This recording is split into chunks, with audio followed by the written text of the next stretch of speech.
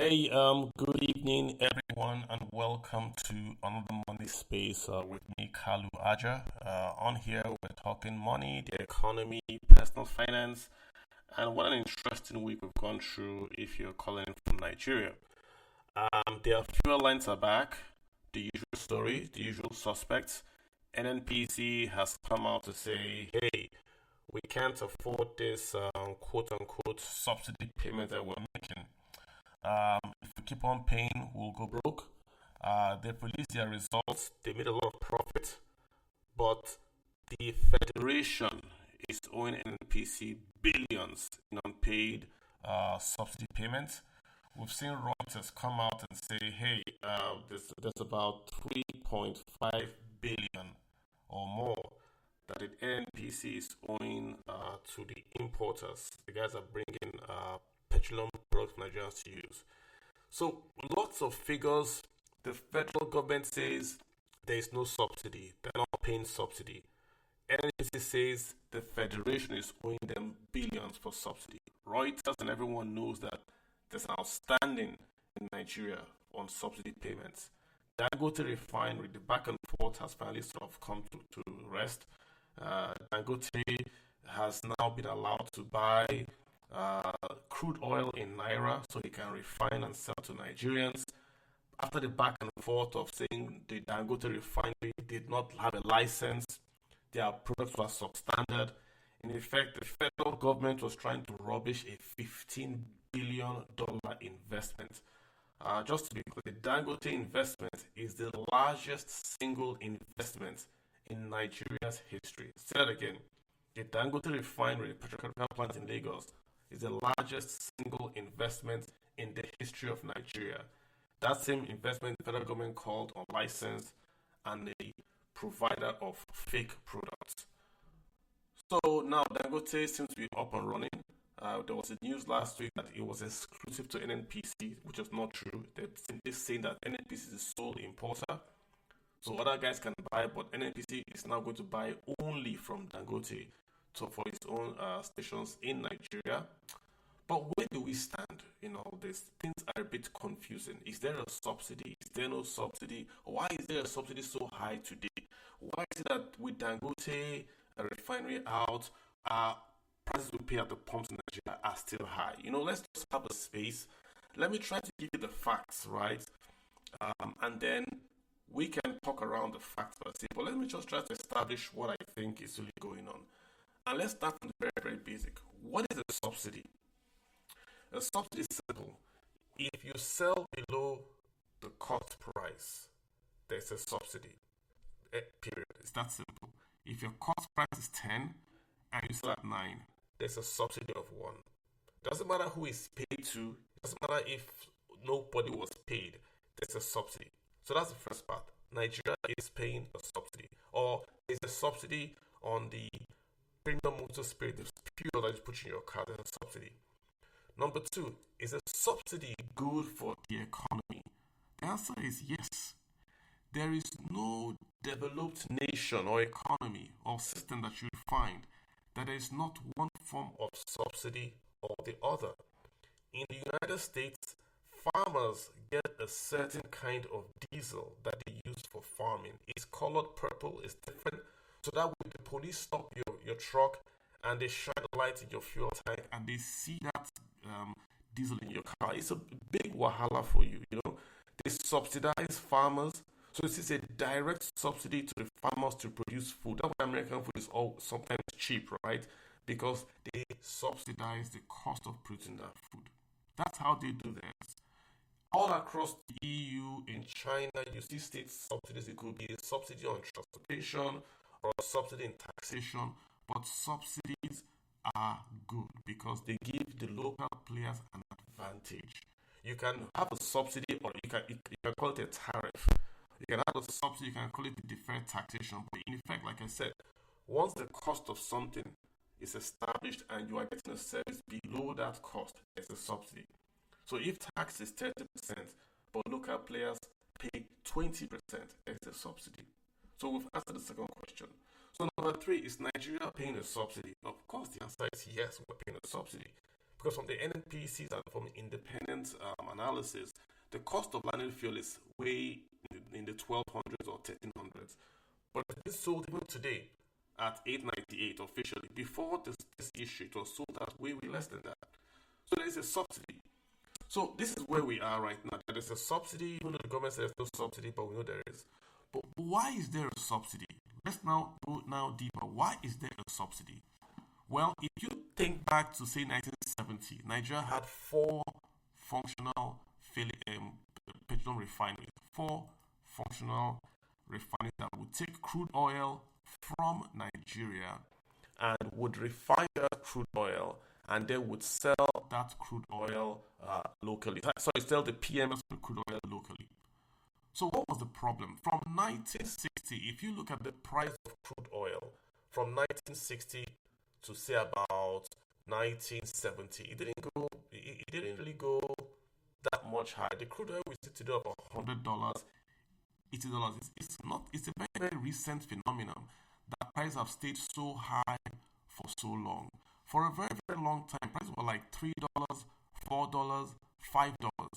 That low, right? And now prices are very, very high. So in the past, Nigeria had functional refineries. So we take the crude oil. Crude oil is priced in dollars, not in naira. We take the crude oil, we refine locally. We're able to subsidize the cost of that local PMS by the returns we make from the exports. And also our debt was also very, very low. Very important because we pay debt in dollars.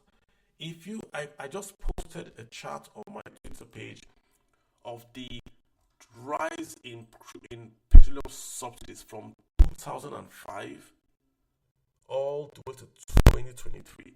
If you take a look at it, in 2011, that was when we really saw the crude oil subsidy, petroleum subsidies really go high in Nigeria to now 2 billion.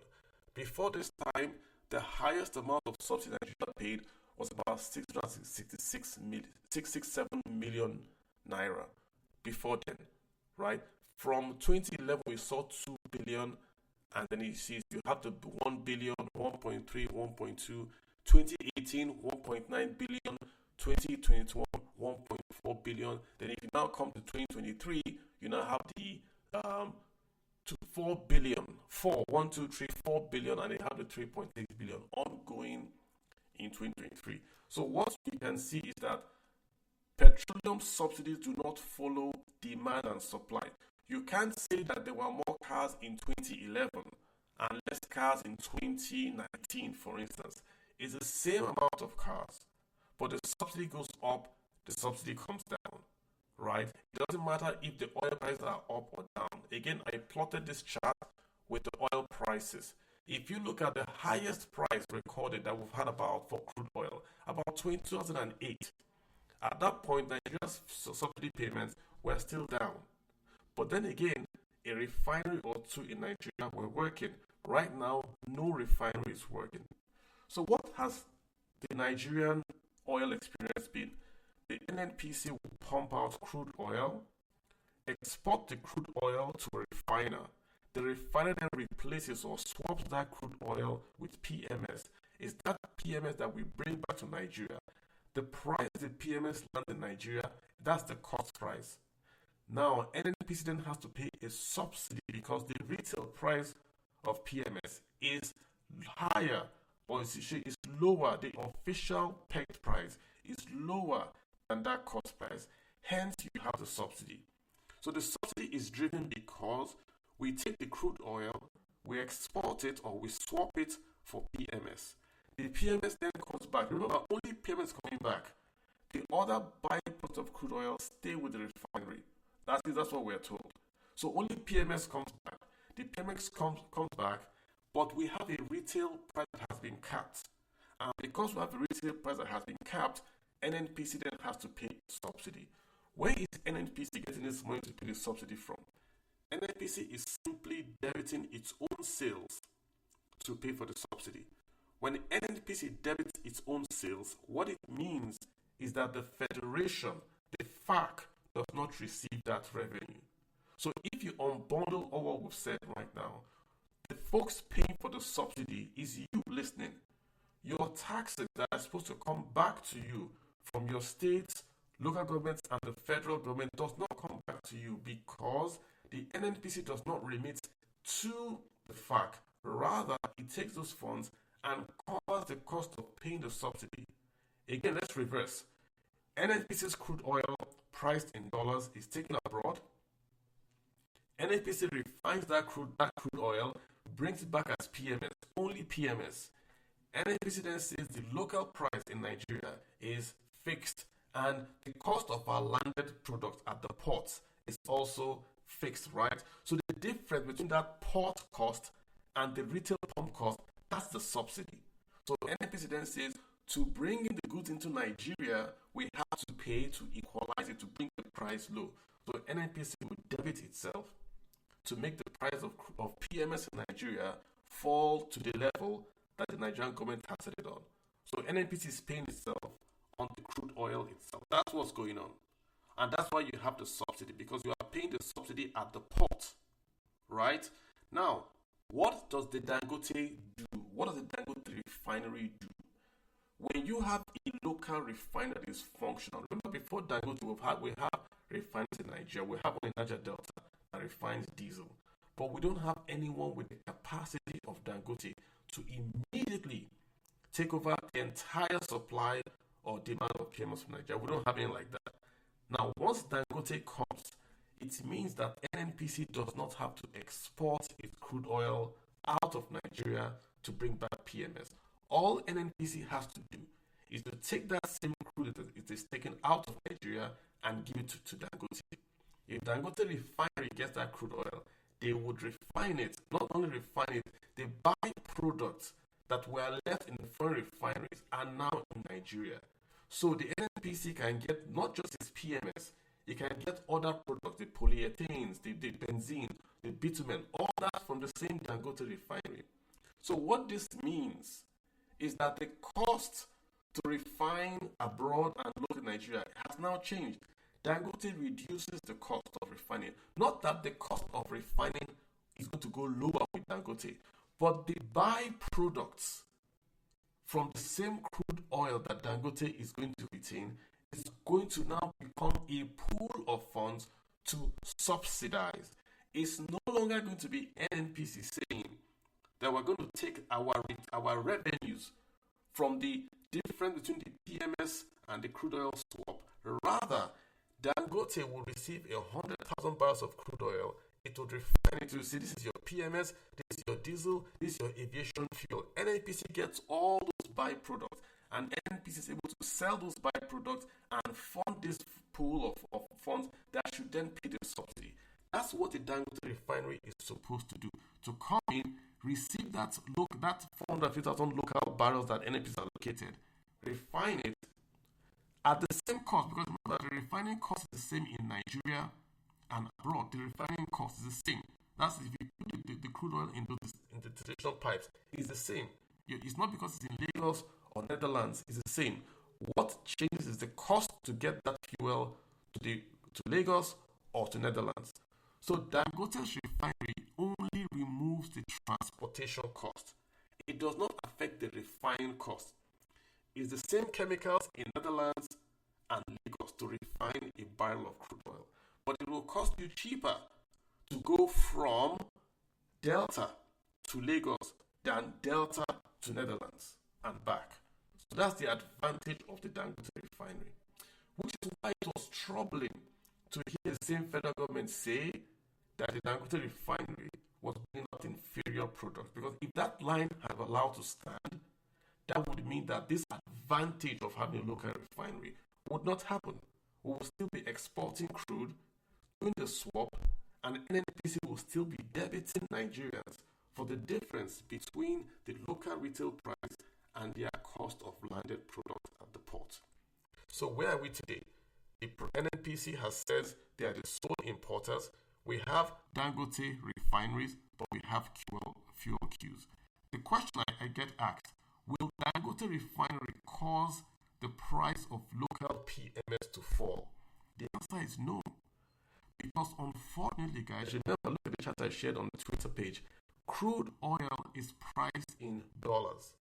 Hence, if you take that same 450,000 barrels and you give it to Dangote, even if he pays in naira, he is still paying the naira exchange, i.e., the 1/6 multiplied by how many dollars he wants to buy. He's not paying 10 naira to $1. He's paying the 1600 to $1 or whatever the exchange rate is. Because he's paying that naira rate, of course, there is a subsidy, right? Because the only way you can reduce the price of PMS in Nigeria is to sell Dangote crude oil below the market price. Nothing wrong with that. Remember, we've said subsidies are good, but you then have to pay a subsidy not to the foreign refineries, but to the local refinery, Dangote. Nothing wrong with that, guys. But that's where we are. The refineries are not going to reduce the price of retail PMS sold in Nigeria. It will not. It will bring it down, but the real cost of refined PMS is the crude oil. That's the base. Like the cost of cocoa, of cocoa butter is cocoa. The same way, the cost of crude oil of PMS is crude oil first before you start to add other transportation, demurrage, interest. So the price, guys, is not going to fall materially. So where we are right now, the government cannot afford to pay a subsidy. Sorry, cannot afford to pay a subsidy on imported PMS because it's imported, it's in dollars. So the question, let me end by this, so you guys can request to speak and we can talk around. I have so much information, but I don't want to monopolize the room. The only way, guys, you are going to get cheap PMS is for the NNPC to simply take its entire crude oil allocation and hand over to Dangote to refine locally. When it does that, Dangote is able to refine it and return PMS to the NNPC to distribute locally. But also, Dangote will return Dangote can export the bitumen, export the diesel, and also return those funds back to the NNPC as this is your extra revenues from the crude oil you gave us. It's from that pool, in my mind, that the nation should then debit to pay for subsidy. And that subsidy should not go to everybody. If you earn above a certain amount of money, you should not enjoy your subsidy. The subsidy should be tied to the type of car you buy. And it's very easy to do that. We all register our cars. If you simply tie in the license plate attached to the VIN number of the car to your NIN phone, end of story. That means if you drive a Prado Jeep, you should not enjoy subsidy. But if you drive a commercial bus, you drive a small engine capacity car, which means your income is lower, then you should enjoy a subsidy. So we're not paying the subsidy at the ports, we're paying the subsidy at the pump, and we're being specific. If you are driving an SUV, a Mercedes Benz, a BMW that has a high engine capacity, which means you can afford that car, you don't get a subsidy. You pay full price. But if you want a subsidy and you're a commercial car driver, you take your phone, you take your license plate, you take your VIN number. They are all tied in together. You link it together. The government gives you a subsidy payment of say 5,000 or 10,000 naira. You go to the filling station, you buy gas, you pay the filling station through naira. If you want to pay for more, use your own cash. So this way, the government can still retain a subsidy. We can eliminate the high cost of the PMS swaps because now we're refining locally and we're getting advantage of the byproduct that Dangote is doing. So we pay the subsidy for the specific amount of Nigerians and we move on. We have the subsidy, the poor enjoy it, the rich pay for it, our refineries are working, everybody wins. What do you guys say? I've got Oxley. Oxley Tech, thanks for kicking it. What's in your mind?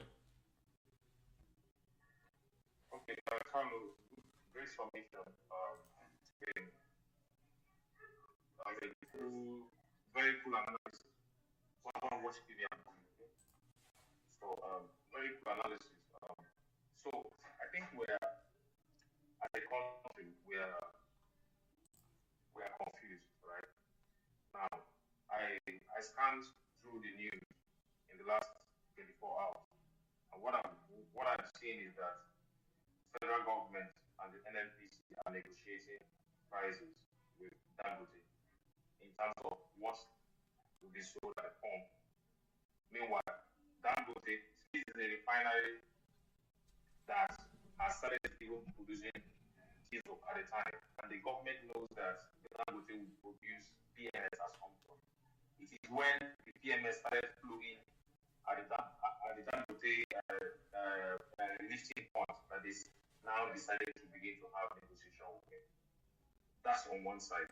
Now, on what you have talked about in terms of PMS subsidy, the point is that Dangote, I think Nigerians has continued to confuse the fact that Dangote, everybody has been rejoicing in the past a week plus. Hey, Dangote refinery is producing PMS.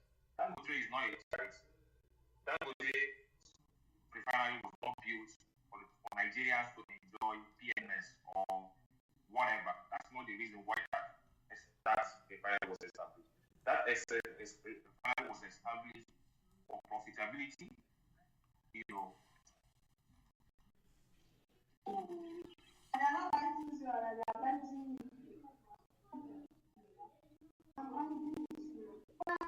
All right, let me get Zawadi. Zawadi, step in. What's on your mind?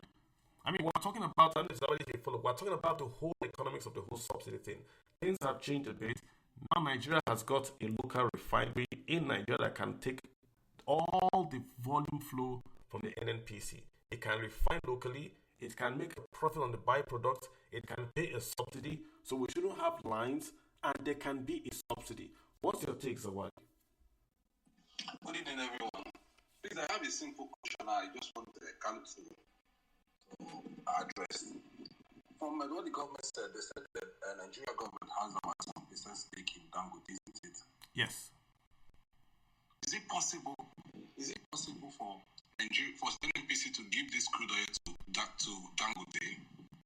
Then instead of getting our return of 7% as profit from Dangote for investing 7% in Dangote stake, is it possible for government to use that our stake to subsidize, to pay for subsidy? That's what I would find. Is it possible?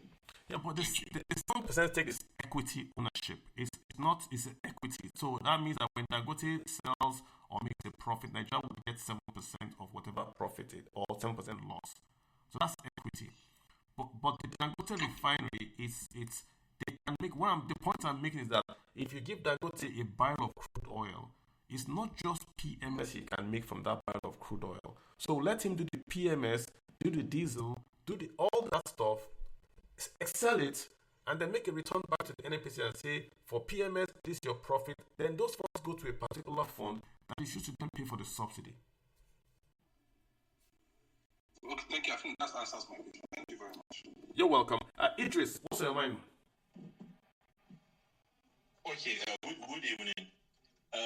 My own opinion is on this issue of subsidy that you made mention of. So for me, I don't think this subsidy that you are proposing will work in Nigeria because of this our mentality, this our corrupt mentality.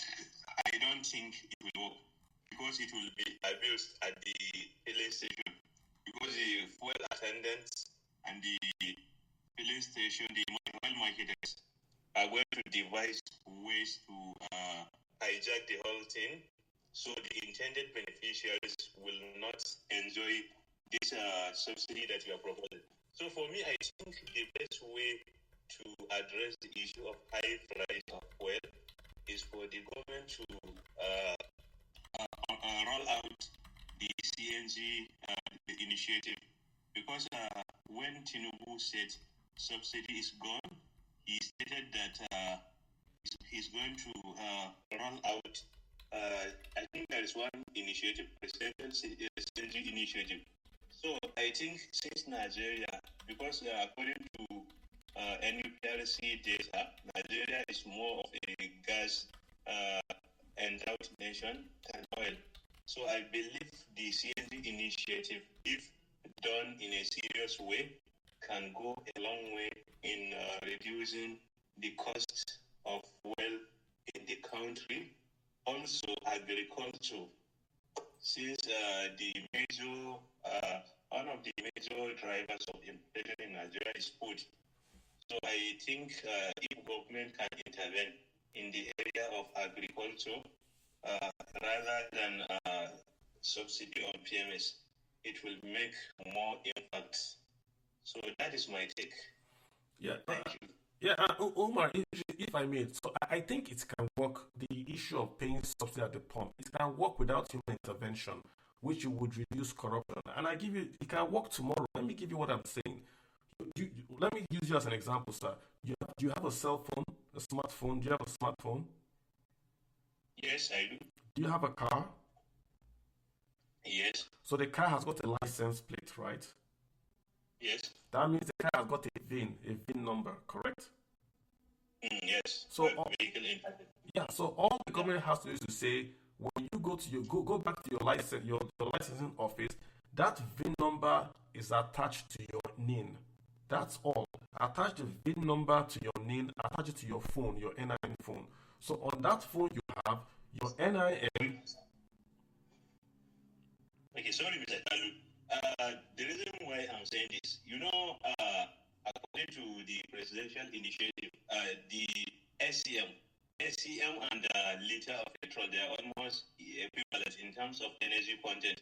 So the price of this CNG, compressed natural gas. No, I'm coming. I'll get to CNG. I'll come to see. We can't do CNG today because we have no infrastructure. Even though CNG is cheaper, we can't roll out CNG in the next 2 years. There's no infrastructure for it. We have to take these buses, build filling stations, build repair stations, do pricing and all that. It has to be a rollout. That's one thing on CNG. I'm not debating if it's good. I'm just saying we can't do it tomorrow.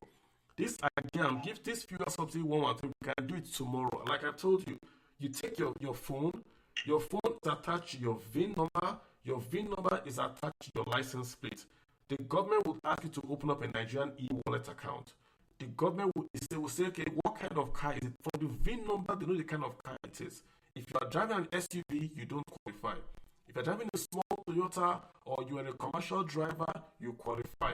The government can say we're going to pay you 5,000 or 10,000 naira through e-naira to that phone.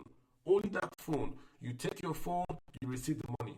You go to the filling station, you want to buy gas, you can pay cash or you can take that e-naira and pay to the filling station through their app. They will receive the e-naira, they redeem it through Ministry of Finance or whatever, and they get their money back. It can work seamlessly without any human interface. All the government has to do is to say, do you have a VIN? Do you want to qualify? Go and apply. That's all. We use technology and we solve this. End of story. So this is the point I'm making. The subsidy the way we are running today is fraudulent. That's why you see the figures that's why I shared that Twitter. It's going up and down. There's no correlation with demand and supply. This year, if we're near elections, fuel subsidy goes up. So there's no correlation. That's the point I'm making, Chris. All right. And again, CNG is good. We have more gas than crude oil. The point is we can't roll CNG out tomorrow. Remember, the president said CNG on day one. CNG buses was day one. Today, we still don't have CNG buses. So it's not a quick fix. But I think the issue of this CNG, lack of infrastructure, is more of a lack of commitment from the government. Because I believe if the government is committed, I think we will have achieved more than this. Because there is one station, NIFCO. They have done a lot in this area of CNG. They have established so many stations. I hear you. If a private entity like NIFCO can do that, out of the government. So I hear you. I hear you completely. I hear you completely. So the last point, I hear you completely, but there's no infrastructure. Innocent has gas-powered buses, but there is no infrastructure. If that bus gets spoiled in Biu, in Meduguri, or gets spoiled in Abakileke, who would fix it? Do the mechanics know how to fix a CNG bus? This is the point I'm making. You have to have the local infrastructure. You know how when your tire is bad, every organizer knows where to fix, where to pump. You need that for CNG. You need to have local people that on the ground in a local village can fix it. Otherwise, it's going to be like a very, very unique thing and it will not be available for mass transit. This is the point I'm making, sir. I agree with you, but we can't roll it out in 24 months. It's not possible. It needs to be rolled out over, yeah. Okay, let's go to Ajay. Idris, I appreciate those comments. But you know, all of this here. Okay, so can I comment? Yeah. Real quick, go ahead. Hello? Go ahead.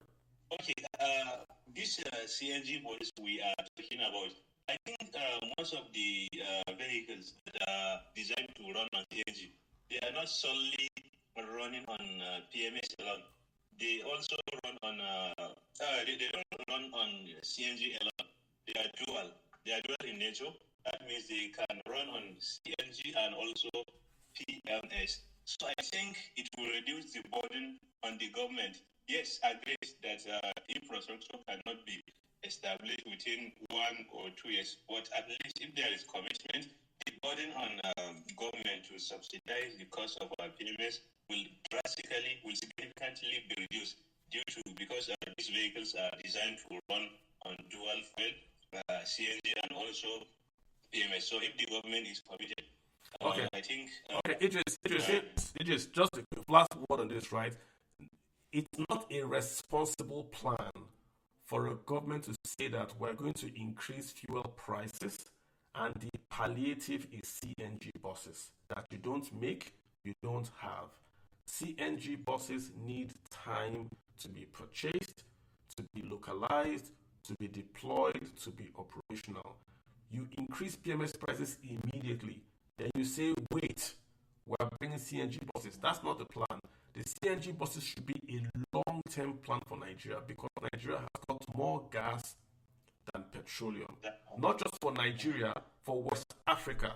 If we can imagine if Nigeria can get West Africa hooked in quote on Nigerian gas, that would mean that our currency in Naira will always be strong because all the other countries would have to buy Naira to buy Nigerian gas. And like you said, gas is cheaper than petrol. So imagine if Mali, Burkina Faso, Ivory Coast, Sierra Leone was using Nigerian gas or were all using CNG cars. Then every month you've got to buy Naira because you've got to buy that gas the same way Russia has done with Europe. That's how Nigeria should be thinking. It's not a short-term plan to say you are going to increase PMS price and replace with CNG. But that's why we don't have the buses today. We don't have the buses today. You just can't wake up and replace the PMS-driven economy with a CNG-driven economy. It wouldn't work. Even in Europe that has the best government, look at how Germany is struggling to replace Russian gas with imported gas. Same Germany. Are we more efficient than them, less efficient than them or whatever? But you can't just change an economy. In my village, there are mechanics that know how to fix a petrol car. Which mechanic would then be train that same guy on a CNG car? It is different. So, Idris, I appreciate the comment. Let me get Aji in here. Aji MIT, you've got the floor. Please go ahead. Idris, I appreciate you. Yeah, thanks, Carlo. Sorry, before I ask my question, I just need like 2 data points to make a confirmation. First, do you think that Dangote's refinery, the output from Dangote's refinery is enough to service Nigeria's demand alone, local demand? Not just enough, it's enough for Nigeria and West Africa. I would even say Africa, it's enough, yeah. By far. Okay, fine. Now, so if you listen to, bro, please just put down this. So if you according to Ngozi Okonjo-Iweala's book, which is Fighting Corruption in Nigeria is Dangerous, in one of the leaves there, the entire investigation that was done, the one that was it Farouk or so thereabouts, that himself entangled in Xenon oil and so on. That thing that should be $10 setup and so on. At the end of that exercise, about 40-something marketers were indicted in that very book, and the total fraud that was identified to be recovered from these marketers was about 1.something trillion. I stand to be corrected, but that's what that book says. That's the entire noise that led to this whole agitation of let's remove subsidy. So out of the entire investigation, 1 point something trillion was the outcome of that very investigation. 1 point something trillion. So if the inefficiencies in the government and the inability to account for the subsidy payment led to the fact that Tinubu removed subsidy, the only thing that Nigerians are benefiting from government, if that is the reason why they had to remove it, do you think it's sufficient for Tinubu to remove subsidy than looking for an alternative to deal with the accountability issue? So, that's a question I've been talking about all week. If you go on my TL, I've tried to I've tried to do a series of tweets on why Nigeria cannot afford a subsidy. Actually, look at it very plainly. If you look at the chart I posted from 2005 to date. When Obasanjo, actually I'm going to have you mute, yeah. When Obasanjo was in power, the Nigerian foreign reserves were nearly $60 billion. That was the richest Nigeria has been since the return of democracy. Nigeria not only had high foreign reserves, but had working refineries. So when oil prices went up during Obasanjo's period, we were able to maintain a subsidy payment because we had the money. From Obasanjo's period to the time of Goodluck Ebele Jonathan was told by Okonjo-Iweala, who was the current minister of the economy, that subsidy payments are unsustainable because what was going on was NNPC is making payments and thus reducing their contributions to FARC. Ngozi Okonjo-Iweala told Goodluck two things. Number one, scrap the subsidy, take the money and create a fund which you can then use as intervention towards critical sectors of the economy, like health, like education, like infrastructure. And number two, create a savings, the excess crude account. That's what to stop at the excess crude account. The governor said the excess crude account was unconstitutional. So the money in the ECA, which was a savings from the PMS subsidy removal, then the 50% then had to be shared, and then we then created the sovereign wealth fund. So if you backtrack way back to 2011, it was already unsustainable to maintain a PMS subsidy. Nigeria couldn't afford it because the economy wasn't really expanding. If you then come to, hold on. If you then come to Buhari, what did Buhari do? Buhari also could not afford a subsidy. But what Buhari did was to print money. He printed the dollar equivalent of 50 billion United States dollars. So he paid a subsidy, and he paid for that subsidy by printing the dollar equivalent of 50 billion. When Tinubu became president, Tinubu met literally an empty treasury. So him saying removal of subsidy, he had no choice. He had to remove the subsidy. Where he has failed, Tinubu has failed that in his own actions, he's like a man that has come into a house that is broke. He's not behaving like a broke man. He's behaving like a kid with a trust fund when he has no trust fund. That's the way he's having a problem. If Tinubu had removed subsidy, did not buy a jet means nothing in the scheme of things. Look at the cost of a jet doesn't mean anything. The cost of a yacht doesn't mean anything. But the optics matter. You can't remove subsidy, put Nigerians to suffer, then buy a jet. People will say it's your jet that you are buying, and that's what people are saying. That's why Tinubu's message of sacrifice is not leaving Aso Rock. It's self-centered for him to do those things because optics matter. Actually, you've got the floor.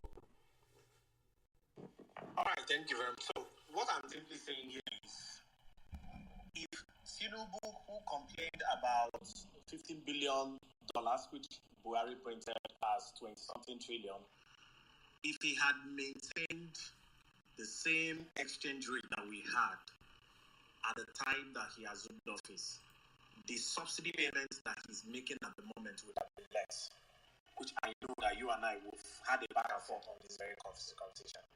Now, there are 4 things I outlined on this very chat for you. So here are my questions. I posted these questions. I don't know if you have them. Can you please help me check? There are 4 things that I put up in the questions, and the first one that says, if NNPC, who has claimed that they've not paid any subsidy to any marketer, my question now is, first, who is federal government actually paying the subsidy to? That's the first one. The second one, when you started this session, you said that the landing cost of the fuel of the PMS is the baseline price of PMS. And I'm asking you now, in one of your comments, you also said that because the only cost that will differentiate between producing fuel locally by Dangote is the importation cost, which importation and probably logistics and so on and so forth. So my question to you now is, why then are you using the landing cost as the baseline cost, even when there's a difference between producing it locally versus importing the fuel? Because there's a difference between the two, and which you've also agreed that the difference between the two is importation cost. Again, you said the importation cost is not material to make a difference in the pricing. And I said, even if it is not material to make a difference in the pricing, there is nothing stopping government from subsidizing this fuel directly to Dangote, which ordinarily we now know clearly that this is the one man or one source where this refinery is actually coming out, the PMS is coming out from. Why can't Tinubu's government get this thing subsidized and let's breathe? Because this whole thing is choking. That's my two questions to you. Thank you. So the first question is, you are asking, because the NNP, because the federal government is not paying a subsidy, who are they paying the subsidy to? Like I explained, the subsidy payments are made by NNPC, by not reverting money to the FARC. NNPC is supposed to submit 10 naira to FARC. They submit 1 naira. That 9 naira is the subsidy payment. So you will not see any federal government budget with subsidy or any state. That's why I said the federation, not the federal government pays subsidy. The federation pays. So the states, local and federal pay the subsidy, not the federal government. NNPC is owned by the budget of 5.4 trillion in the budget. That's the federal budget you are speaking about, sir. I'm talking about the federation. NNPC is owned by the federation, not the federal government. NNPC sells oil on behalf of the federation. It remits money to the federation. What is happening today, sir, is that the NNPC is retaining the revenues to pay for the subsidy. So NNPC themselves have told the federation, we cannot continue like this. Read the NNPC's own statement. They are saying we cannot continue to pay the subsidy because it will eat into our capital. Now it's in our revenue side, it's soon going to creep in and into our capital. So that's a settled matter. It's not a debate. The subsidy is being paid. Reuters has reported 3.5 billion. It's being paid. So the question is, how is it being paid? By the NNPC not remitting to FARC. FARC is federation. NNPC is federation, not federal government. So that answers your first question. The second question, the baseline price. Remember, we're talking pre-Dangote and after Dangote. Before there was a Dangote refinery, the baseline cost of PMS in Nigeria is what comes into NNPC at the ports in Nigeria. So if NNPC brings in PMS, it will say landed cost. You see that PRA template. The landed cost, they will tell you how they actually got that landed cost. You will see crude oil, you will see insurance, you will see demurrage, you will see lighting and all those. Then they give you a landed cost. That was pre-Dangote, and that was the landed cost, the import cost. The point I am making is not that with the Dangote, you will cancel most of those costs because there is no transportation anymore. There is no transport from Delta State to Netherlands or Delta to Malta. You will simply have Delta to Lagos. So there is still a transport cost, but it has reduced. The cost of refining is the same in Lagos and Malta or Netherlands, but the cost of insurance is also the same. Dangote is going to pay for insurance in dollars for its refinery, the same way the refinery in Netherlands or Malta is also paying for insurance in dollars. The real cost difference for you with the Dangote refinery is that import transport cost, import, export, demurrage cost. That's what you don't have with the Dangote refinery. Every other cost is still there. He's paying in naira, but he's paying the dollar exchange rate in Naira. He has no real savings on that front. That's why the price is not going to come down materially. Literally, the NNPC, and I'm quoting the NNPC MD here. The NNPC MD said that cost I've quoted is 20 Naira. He said it's 18 or so. I just write up to 20 Naira. So NNPC MD himself, I posted on my team, look for the chat, June 2023. He said the cost of local refining, what you save, is 20 Naira per liter. That's what he's saying. So that's the difference. So it's not my figure. It's NNPC, Reuters, and also the Federation returns, actually. Hope that helps. All right, thanks. You're very welcome. Let's get Samuel. Samuel Aka, you've got the floor, sir. Samuel, aka Big Sam, aka Shocker. Lots of names. Samuel, go for it. All right, Samuel isn't ready yet. Let's go to ProTech. Oh, can you hear me? Can you hear me now? Samuel, yes, I can hear you. Go ahead. Okay, good evening to you, sir. Good evening to your listeners. I have two quick points and one question. Yeah, go for The it. first point, in as much as I agree with you, as regards that's subsidy for low-income earners. Yeah. Not just the owner of Mercedes-Benz, Range Rover, even a Rolls Royce to go and buy a Toyota Corolla, or began to just to benefit from that subsidy. Yeah, do In that. the kind of way some Nigerians are. That's my first point. The second point, I think as regards this subsidy thing, what I see Dangote's refinery helping us do is to determine the actual amount of fuel we buy or consume in this country. You know, there was a time there's this dispute between the former custom boss with NNPC as regards the amount of fuel that is being imported to the country. So I think with the refinery, it helps to give the exact amount that we consume or buy in this country. Then my question is in the news that to an extent that the refinery will help us save like 40% FX for sourcing for FX to buy PMS.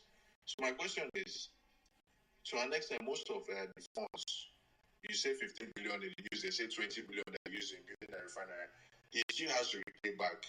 So if now he's selling locally here, the AGO, jet fuel, and the rest, would he still come back to the market to source for FX to repay part of that loan to the foreign entities he collected loan from, like Afreximbank and the rest? Thank you. Yeah, but okay, so there are two things there, right? So number one, I like you look at the main point I'm going to. There has to be an attitudinal change and a consumption change amongst Nigerians as regards its fuel scarcity. We have to also change. I get it's easy to blame the government, but Nigerians have got to come to the Jesus moment and realize that we're not a very, very rich people. We're not rich in Nigeria. There is no reason why Nigerians should be driving SUVs and Range Rovers. If you can afford it, drive it. But we can't afford it. We have been subsidized to drive Range Rovers, SUVs, and Prado. That's why we drive it. There is no real, like if my dad gives me ₦1 million a month and I'm a student, I will live in a boys' quarter. I'll buy, when I mean big, luxury flats in school. I buy flat screen TV. I have 3 cars as a student. That's not real life, Unless my dad takes away that ₦1 million, I can only see what I really can spend on. Everybody in Nigeria wants to buy an SUV. We say the roads are bad. I get it, but can we afford it? The same way, that footballer from Nigeria that bought a plane.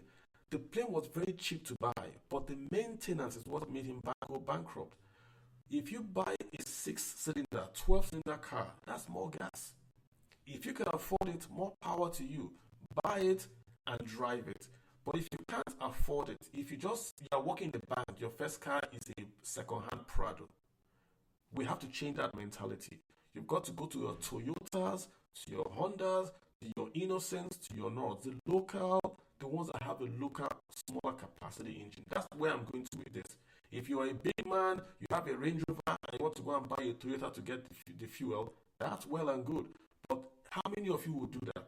The point is that the poor people, in quote, will get the subsidy. We can't pay subsidy for everybody. We can't afford it. So if your car, same thing your generator. If you have a generator that is 2.5 kVA, you register the generator, you get the money to buy cheap fuel for that generator. If you have a big 12 kVA or diesel generator, you don't get a subsidy. You're a big boy.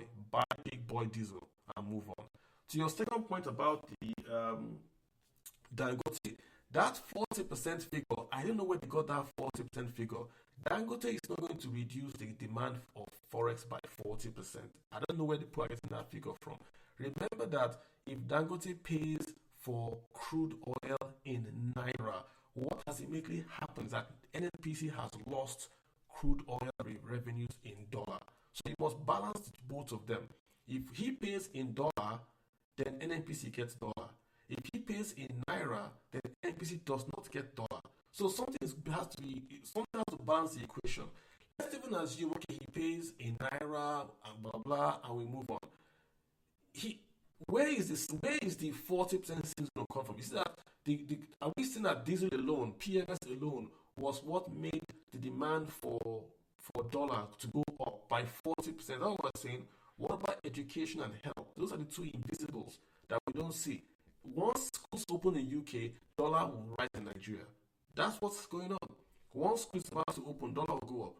So I mean, consumption, the biggest thing we import in Nigeria is food, right? If you look at what we spend in Nigeria, we spend 5-7% on food. We spend less than 10% of petroleum products. This is the expenditure report from Nigerian Bureau of Statistics. So fuel is everywhere. It's a very sexy thing to say. You see fuel lines.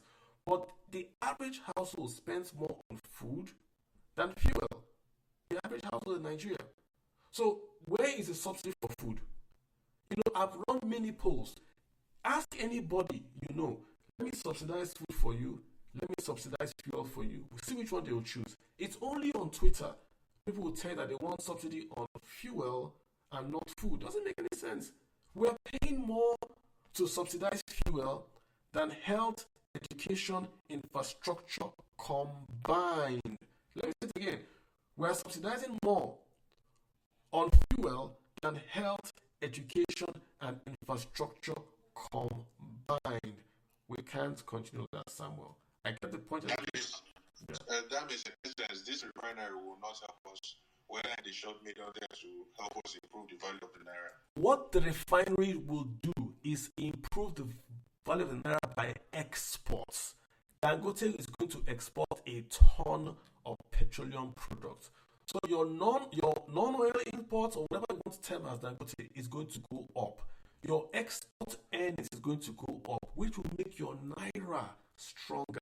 If your naira is stronger, the price of your PMS will fall. That's how Dangote will do it. It's not going to be that the Dangote refinery would reduce the price of your PMS. Rather, when Dangote starts to export the urea, the petrochemicals, the diesel in large quantities, the export earnings for Nigeria goes up, the naira goes up, then the cost that you are paying will fall because your naira will have more value. Your petroleum price is high today, not because it's being refined outside Nigeria. It's because your naira value is weak. It's an exchange rate subsidy. It's not a PMS subsidy. If crude oil price today goes to $3, your PMS price will fall with or without the refinery. You can import the petroleum cheaper than Dangote if crude oil price was $5 a barrel.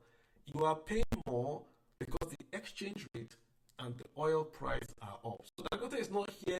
The refinery is not going to reduce your prices. No. It is the export earnings that should make naira stronger that would help you. Does that help someone? Yes, it does. Thank you very much. Excellent. Let me get Mr. Mike. Mr. Mike, you've got the floor. Yeah, good evening, everyone. How you doing, sir? Mine is not a question. Well, let me say it's a question in another way, because I would like to understand something. First of all, I'd like to ask us, when do we believe in this administration or the government of the NNPC, precisely, for them to say that we save only 20 naira to have a domestic refinery operating? I You have to explain to me like a 1 year child for me to believe that only 20 naira can be said to operate a domestic refinery. That is one. And secondly, I want to know why is it that the refinery we are having in Nigeria, Dangote refinery to be precise now, is coming to be, and we are seeing forces fighting it.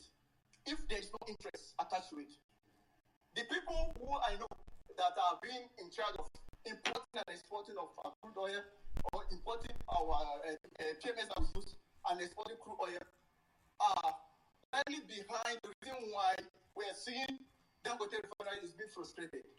Whether we like it or not, we have to tell ourselves the truth. Because if there is no benefit from anybody or by anybody making exporting of crude oil, Nigeria as it stands like this now would have been refining oil with our own national refineries, like the Port Harcourt refinery, the Warri refinery, and the Kaduna refinery. Because there are interests, and that's the reason why even the Dangote refinery that would have come to help in this situation is now being frustrated. Now, if we must tell ourselves the truth, we have to know that the only fight we can fight in this country is to make sure that Dangote refinery never fails. Because Dangote will have his own refinery, build it his money, and be telling us that NFPC will determine the price. To tell you that there are people that are giving such condition for him to speak out. Now, why I'm saying this is because I don't belong to the maybe let me say the economic team of the presidency that is determining how the naira will go up or go down. But what I have seen from all this is that Dangote refinery must not be a Nigerian refinery, but a Nigerian man-owned refinery will have a whole lot to affect the economy of Nigeria. If Dangote is profiting in Nigeria with its refinery, there is every tendency that Nigeria itself will be benefiting. Sending PMS out of this country for other countries in the West Africa, like he said, will bring in money to Nigeria, and probably they will be buying in dollars. And we're talking about how we're going to have naira being coming up and then crashing out the dollar cost in Nigeria. If dollar is coming from exporting of our refined petrol into Dangote's account, it mustn't be Nigeria's account. It's going to help in that. And then if Nigeria is now having no reason to buy PMS from outside the country using dollar, it will make the demand for dollar to be low. We'll be having dollar coming in, and we'll not be having reason to send our dollar. Now, this is a simple mathematics that I understand. But if I don't understand that, I think I should be enlightened. So that other people can understand also. Yeah, Mr. Mike, if you can also, folks that are listening, I just shared a tweet I did on September the 4th. I just shared it again. It's titled "The Process of Getting PMS from Crude." So, Mr. Mike, let me try to walk you through the point I'm making. Let me mute you, yeah? So, there are 5 processes to get crude or PMS from crude. 5, and they're the same anyway. It's not a technical topic. It's number 1, we have to extract the crude. Number 2, we have to transport the crude from where we extracted it to a refinery. Number 3, we have to refine that crude. Number 4, we have to take that refined PMS, right? And then number 5, we have to market. These are the steps that will happen in America, in Togo, in Nigeria, in China. These 5 steps, there's no difference. It's not technical, just processes. Now, if you go to number 1, extract crude oil. If Nigeria will still have the same cost of extraction today with the Dangote refinery and tomorrow with the Dangote refinery, with the cost we pay to extract crude oil does not depend on if we have a local refinery or not. So nothing will change there. It can go lower, but right now here we're about $48 a barrel to extract a barrel of crude in Nigeria. But it doesn't have an effect on the refinery, or the refinery will not have an effect on the cost of extracting a barrel of crude in Nigeria. So number 1 is there, it will remain the same. Number two is transporting the crude oil from where it's extracted to where it's going to be refined. This is where there will be a change. In the past, we were taking crude oil from Delta State, from Bayelsa State, from Edo State. We were taking to the Netherlands or to Malta to refine it to make it PMS. With Dangote refinery, number two will no longer happen. So the cost will fall down. The crude oil will be taken from the south to Lagos State. It will be refined in Lagos State. We're going to pay perhaps Naira for that. So that cost has gone. That's the savings. Number three is refine the the crude oil in the refinery. That cost will not change because it's a refining cost. If you refine it in Netherlands or refine it in Lagos, it's the same cost. I see folks saying, oh, cost of labor in Lagos is cheaper than cost in Netherlands. I get that, but what's the value of that labor to the total cost of refining a barrel of crude oil? The main cost is the crude oil. So that cost will not materially change if it's refined in a Dangote distillation line and the line in Netherlands. It will remain almost the same. So that is not going to change. Number four, take the PMS from the refinery to the market.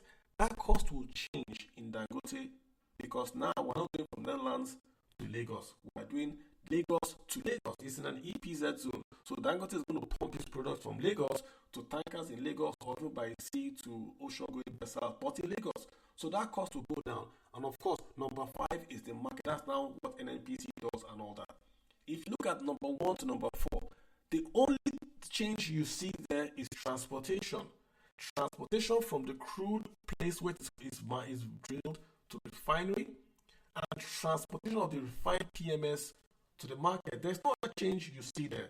There's no other change that's going to happen there, which is why the NNPC, and I quoted the NNPC MD's quote, again I tweeted it. He says that the cost of PMS will not materially change. This is the quote verbatim. I posted it again on my TL, so it's right there. And he gave a cost. That was I think it was Vanguard. It was on Arise TV. He said that the difference in cost is about 20 naira per barrel. What I mean 20 naira, don't look at it at 20 naira for it's per liter, right? 20 naira, which means that 20 naira is reflective in this cost, transportation and all. That's the 20 naira. Because Dangote refinery is not going to make it. Even if Dangote refinery is cheaper to refine, is it more than 20% cheaper? It can't be more than 20% cheaper. It's not possible that the same chemicals used in Netherlands and Nigeria will be 20% cheaper in Nigeria. We don't make those chemicals in Nigeria to refine or to burn crude from crude oil to diesel or efficient fuel or PMS. That's where that 20 is coming from, Mr. Mike. The real savings you are going to see is that Dangote now has 100% crude oil in Nigeria, which means he can refine it, and NNPC has more say in the sales. NNPC owns 7% of Dangote. So Dangote will say, you give me 100,000 barrels of crude oil, I've refined PMS, I've refined bitumen, I've refined A1 fuel, I've refined kerosene. When I sold it, I made more money for you. So NNPC is going to get more money. When NNPC gets more money, their level of subsidy NNPC is paying today will fall because there's more money. Remember, go back to the chart. Obasanjo was paying very, very little for PMS subsidy because he had, number one, cash, and number two, oil prices were up. But he was paying less because NNPC was selling 2.2 million barrels a day. That extra volume is the sales revenues that he used to pay for subsidy. The problem we have today is that our volume is down to 1.6, 1.5. In that 1.6, 1.5, we cannot afford to pay subsidy because there's not enough money to pay subsidy and to remit money to FAC. Obasanjo was doing 2 million barrels a day. I shared the tweet also. Obasanjo was doing 2.23 million barrels a day. So you could afford to pay subsidy. Yar'Adua was doing 1.96 million barrels a day. You could afford to pay subsidy. Jonathan was doing 2 million barrels a day. He could afford to pay subsidy. Buhari was doing 1.5. This 1.5 is too high. Buhari was doing 1.1, 1.2. Buhari. So how could Buhari pay subsidy? He couldn't. But he was printing money, $50 billion equivalent, to pay for the subsidy. What is Tinubu doing? When Tinubu came to office, it was 1.2, 1.3. How can Tinubu pay subsidy on 1.2, 1.3 with the same subsidy that Obasanjo was paying with 2.2 million barrels of crude? So it's not a refinery issue, it's a volume issue, it's a resource issue. You have to increase your volume so you get more revenue to pay the subsidy and to also export. It's not as simple as just saying pay the subsidy. There's no money. Again, Tinubu has not held himself as a prudent manager of resources. That's why he cannot make this argument I'm making. If he can, he will put these same figures. These figures are out there in the public. But he can't do it because he bought a private jet. Unfortunately, that's just the reality. I hope you've been... are you more educated now, sir? All right, let's move to Benga. Mr. Mike, I'm moving to Benga. What's your mind?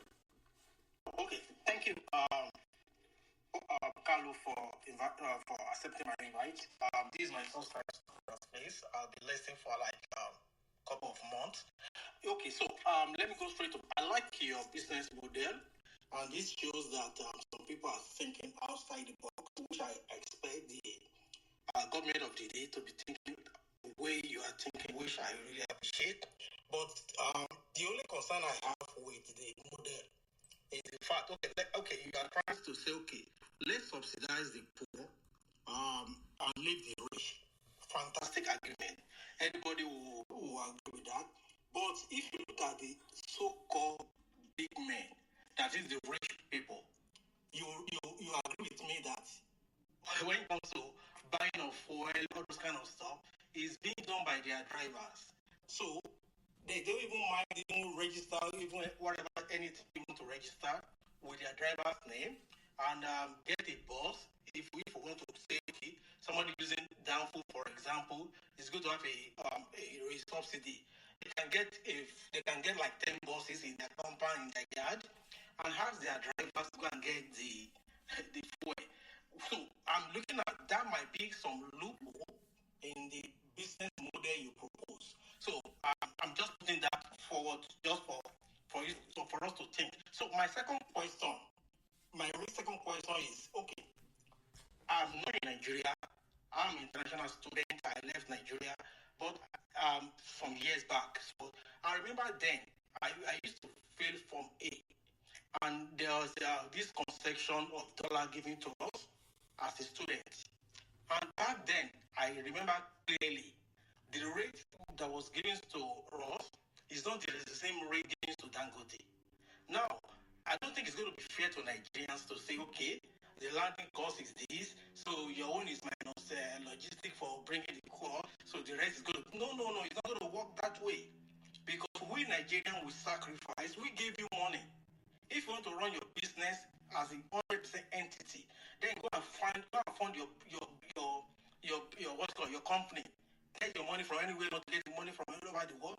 But if we Nigerians, from our taxpayers' money, we gave you a concession, I don't think it's going to be fair to now say this is the landing cost minus logistic.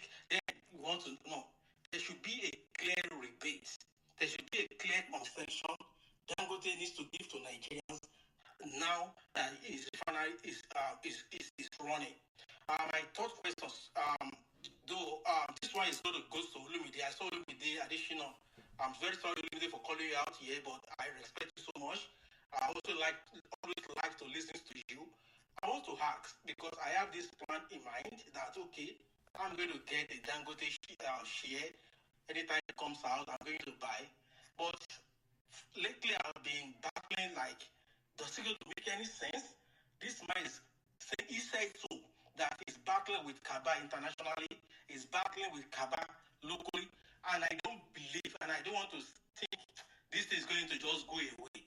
Do you also still think that buying such company share is going to be safe? I get the mic. Thank you.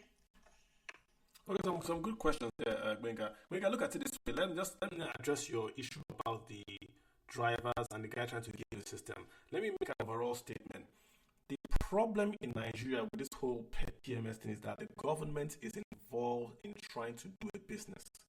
The government should not be involved in this at all.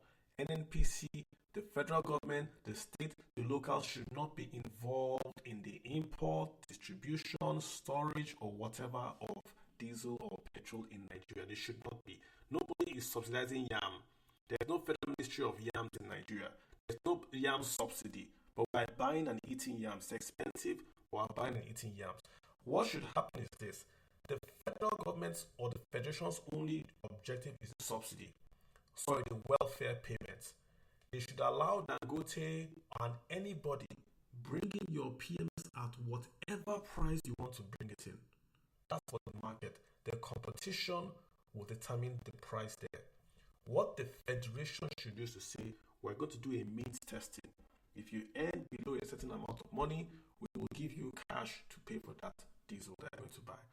The private sector, via competition, will reduce the prices in the open market because we've opened it up for everybody. Dangote has a 650,000 barrel refinery, right? I can start a 1,000 barrel refinery, refine my own crude oil just for the people in my own local government area. I don't want to deal with Dangote. I don't want to deal with people in Lagos. I want to only supply petrol to the folks in my local government area. I will sell at my own price. The government should not tell me what price to sell. If people in my village want to buy from me, they buy from me. If they want to go outside, they go outside. That's how the free market should work. If you do it this way, the prices will start to fall naturally. The same way your phone, no matter how expensive your phone is, give it 1 year, the price will go down. It's not because your phone has lost value. Competition, more imports coming, more new phone models come. So your phone has got to reduce in price to keep up. Now, so that said, let's go to your point about the rich gaming system. Imagine how much a bus is. To buy a bus, even second-hand bus, because when you're going to tie that bus to your VIN, and the VIN is tied to your license, so the road safety can know that bus is functional. How much is a bus, and how much is PMS? Are you saying if I have money, I'll go and buy 5 buses, spend 5 million naira, so I can buy PMS at the pump for 800 naira? Doesn't make any sense. Where would I keep the bus? Why would I take 5 million and buy buses just so I can buy cheap PMS? If you are rich, you can afford to buy the 800 naira. The rich people in Nigeria are not complaining about the price of PMS. They're complaining about the availability. It's the poor guys that have barbing salons that use PMS that are complaining. How can I? When I was in Lagos, February, right? I wanted to cut my hair. The guy told me I have to pay 10,000. So you pay 10,000 and then they put generator on to cut your hair. So you have to pay, then they'll go and put generator on. So to cut my hair, I'm an oil trader. It doesn't make any sense. And those are the guys that the subsidy should target, the SMEs. Everybody runs with a better pass than anybody in Nigeria. Market women cannot keep fish because it's spoiled. They can't run kerosene lamp or cannot run generators that keep the food supply up and running.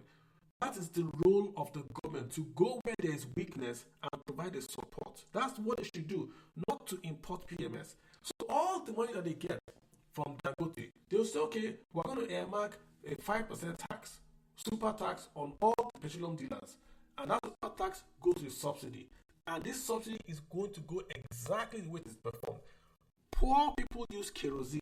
Rich people use jet A1 fuel. It's the same thing, but rich people fly by air. Poor people use kerosene. So you subsidize kerosene, you can subsidize PMS. Diesel, you can say, okay, it's a business input. People use diesel to manufacture. We can also come down and subsidize diesel for the textile guys so they stay in business, and then we can have more and more and more guys being employed. It's got to be a strategy. You simply can't say free market, do your thing. Again, when I remember at the very beginning, I told you that the US farmers get subsidized diesel. The farmers in America are rich, but still the government gives them subsidized diesel so they can compete with the farmers from Russia, from Argentina, from Brazil. It's got to be a strategy. We can't have free market saying that the woman that sells bolly on the road should buy kerosene with the guy that has the private jet that uses the same kerosene. We can't have a country like that. There's your last point about Dangote giving concession. Listen, Dangote has invested 15 billion in Nigeria in this refinery alone. There are people I grew up almost a time when Dangote was just an importer. When I mean just an importer, there were many people that were richer than Dangote when he was quote unquote just an importer. There were many people that did exactly what Dangote was doing when he was just importing rice and sugar. But only Dangote took the step to take that money he had made and start to invest in Nigeria. When Dangote started building cement factories, we had Lafarge, we had Cement Company of Nigeria, we had BCC Boko. What were they doing that they allowed this quote-unquote small boy build cement factories in Nigeria and become the largest cement dealer in the whole Nigeria? What were they doing? Do you know Dangote is a billionaire today because he sold 5% of Dangote cement? When I mean billionaire in dollar terms, he only sold 5 or so percent of Dangote cement. It's an offer for sale. So he didn't create new shares. He sold what he owned, 5% dollar billionaire. Because Nigeria's rich people don't invest in Nigeria. Do you know there are 37 refineries that were issued before Dangote? This same refinery that Dangote license Dangote got, there are 37 big men that also have refining license. Why did they not invest? They are waiting for my brothers in government so he will protect me. The same people waiting for God to protect them. Before Dangote, the biggest refinery was one in Niger Delta, owned by the guy that was at ED in Shell. He also invested. So where were the other big men? Why did they not invest? So I think he has done his own. Like he was talking out of anger. Dangote has tried. We can accuse him of being a robber baron or being monopoly, but show me the other big man that's investing the same way he's investing now. When you show me, then we can debate. So we have to cut the guy some slack. He got money from central bank to invest in the refinery, but people got money from central bank and bought private jets in this same country. At least we are seeing Dangote refinery. Do you know what the wahala would be if we had no Dangote refinery in this country? If that refinery was not in this country today, fuel would be 3,000 naira and you guys will be begging to buy it. So I get your sentiments, but let's cut the guys some slack. Okay, so thank you. I don't want to interrupt you, but I have some follow-up stuff. So, for example, still talking about the subsidy model. If the previous model, and I've had a lot of argument, people saying that we don't consume the actual volume people claim that we are consuming in Nigeria. Now, if you come with this model and say, okay, let's subsidize for the poor with this model you describe, and our borders are still porous, people can still take fuel out of here and take it to Cameroon, take it to Benin Republic. Do you think it's still going to be effective, or do you think it's going to link like the main problem is not that I don't think the problem is not to subsidize the rich, whatever. Is the major volume. Anytime there's a scarcity in Nigeria, there will be scarcity of fuel in Benin Republic. Don't you ask why? Yeah, but that's the point, Mega, that if you take your NIN phone, your NIN phone is pinging a cell station in Nigeria. So you can only get that subsidized diesel with your NIN phone attached to your VIN, attached to your license plate in Nigeria. So if I go to Chad, if I'm near the border, my cell phone is not going to ping to Nigeria. So you can't pay the e-naira. You're not paying with cash, you're paying with e-naira. It won't work because it's not. That's why I'm paying it. That's what I'm saying. It's not. I get the fuel. Now, let's say I get the fuel from filling station, or unless you're telling me that, okay, with my NIM, I can get more than a particular volume or liters per day. Let me repeat what I'm saying again. You take your smartphone that has an NIN. Your NIN has a BVN. You take your car license plate. Your license plate has got your VIN. You put all these four together. You apply for subsidy. The federal government will send you money, cash. It can be 5,000 to your e-naira wallet. Not cash, e-naira wallet. You take your phone with your e-naira wallet. You go to a place in Ikeja. You buy fuel. You say, I want to pay with 1,000 naira e-naira wallet. The guy will give you a card. You click, you've paid 1,000 from your wallet. How? You can't do that outside Nigeria. Because so meaning that's already limit what I can get. Not just the limit. You are paying e-naira, BVN. So a guy in Benin, Cameroon, Niger doesn't have those. You have to be in Nigeria to get a name with a BVN. You have to be in Nigeria, and your car has your car also. You just can't go and buy. You are buying based on a VIN linked to a car. So the car has got to be in Nigeria, registered to a person. So you can't have 5 people because it is the person's name on the VIN that has to match the BVN that has to match the name. So a rich man cannot, unless the rich man will say you buy car for you, hallelujah, Let Dangote buy 100 cars for people so he can get cheap fuel. Hallelujah for those people. You get the point I'm making. So, in essence, the car is linked to the person is linked to the bank account. You go to the filling station and you pay with INR, what the government will give you. The INR is coming from the proceeds of a tax on Dangote and all refineries. So that's how you fund the subsidy. It's a social security payment. Let fuel be 10,000 naira a barrel, a liter. It doesn't matter. The poor will pay with the e-naira. So you eliminate the smuggling. If the people from Togo want to come and buy this in Nigeria, let them come and buy. It's 10,000 naira later. Don't open the border up. Bring your truck. Come in and buy. But if they can break, if Togo wants to open a bank account in Nigeria, put it in Nigeria, buy a car in Nigeria, register it, and get that money. Hallelujah. It's more revenues to the federal government and the states that they do it from. It's the same way we go to America. Don't we go to America and we pay for some things to get some things? Exactly. So I like this perspective of the in-errors that the route took me to. I think they make sense. You can control things from that angle, really. Yeah. All right. You can control things. So I think Olumide want to say something about this talk. Sorry. Yes, he is here, so he can speak on that. Olumide, you've got the floor, sir. I just came in because you said everything I wanted to say, and I just wanted to affirm most of the things you highlighted. I think we live in a society of entitlement where the ruling class has really amplified the addiction to luxury in a system where distrust is at its high. Because naturally, if you look at the way different systems work, the oil industry is deregulated. Even in Saudi Arabia, that we see that they sell cheap fuel, they have a way they do these things. You know, they do it so efficiently that the amount of money they spend in subsidy is going to about $2 trillion a year. I think I did that data in 2022. So the problem we have is that our government is not efficient, our government is not accountable. Just like you said, why would the president at this time be buying a private jet? Why would the CBN team be chasing after the car? These are things that really create a lot of uproar, because the efficiency of the market will tell you that even the fact that crude oil is sold in naira, it does really no big deal. The only thing is that the crush of him going through the FX market, that's not the chasing to that. But we for the economy and for the market to be efficient, it has to be priced at the equivalent. And also, people need to also understand that Dangote is not the sole owner of Dangote refinery. Locally mentioned how Dangote makes money by this.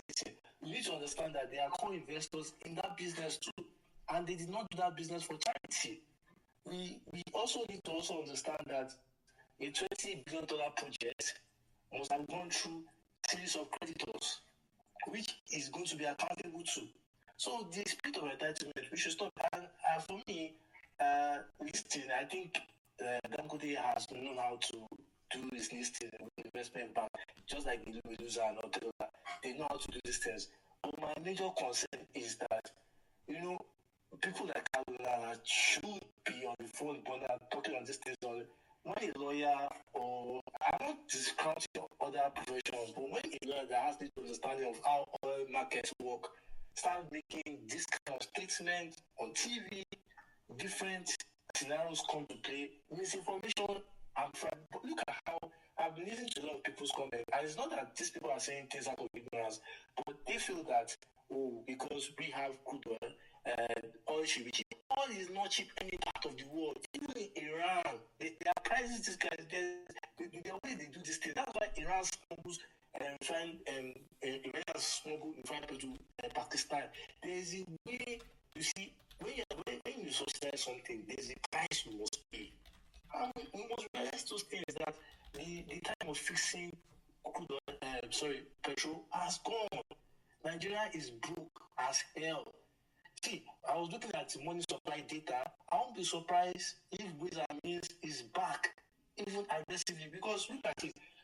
Our budget, we cannot even make the money an average S&P 500 is making. So where are we getting those for? So back to discussion, that refinery is a big deal. Biggest private investment since 99. I won't take it back to the early 70s. But you also need to look at the fact that it's also going to the supply chains, the secondary market, and other things will open up, which is a big deal for Nigeria. But we are going to experience more pains in terms of energy costs. That's the reality. Except crude oil prices go down. Maybe if the Democrats Sobia of the US, if it comes to power, because definitely renewables will come to play, and many countries are already facing out fossil, like France, China. They're saying by 2050 they will start heavy restrictions and so on. Maybe that's when we can enjoy cheap fuel, but it's going to come at a cost because Nigeria is not a diversified economy. So we have to face reality. Do we want cheap fuel and want the naira to be dancing like a dragon, or you want market efficient products to reach all these OPEC finances? Because NNPC, as far as I'm concerned, it's a cartel in my own because their books are not clear.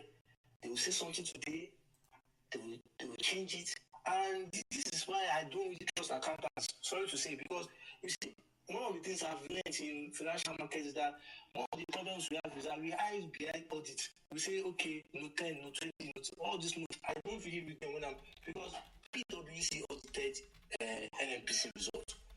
And I spoke with a lot of well-grounded financial professionals, and they told me that, see, this result, what these people are saying, it does not really reflect on reality of the result. But you see, we need to have a conversation on why the government is still running systemic entities. NNPC has shown that they cannot be efficient. We need to see them in the market. And people are saying that, it's not possible for you to list. We need the framework. The PIB that want to law on this thing. How many of the things are being implemented? So, good work. I just feel like we need to allow the right information to get into the market. We cannot live on fixed pricing anymore. It's not possible. I mean, the best thing, we have to move on, right? But the best thing we can do is to say, open this thing up, make it private, make it transparent. Why are we debating about figures? On my DM, people are sending me figures, Snapchat, this one. We don't need to DM in figures. We own the oil. You and I own the oil. So we need to have it clear. The same way everybody knows banks make profit, Abi. So we say windfall taxes. Why can't we know what NNPC is making? Not this annual account they are posting.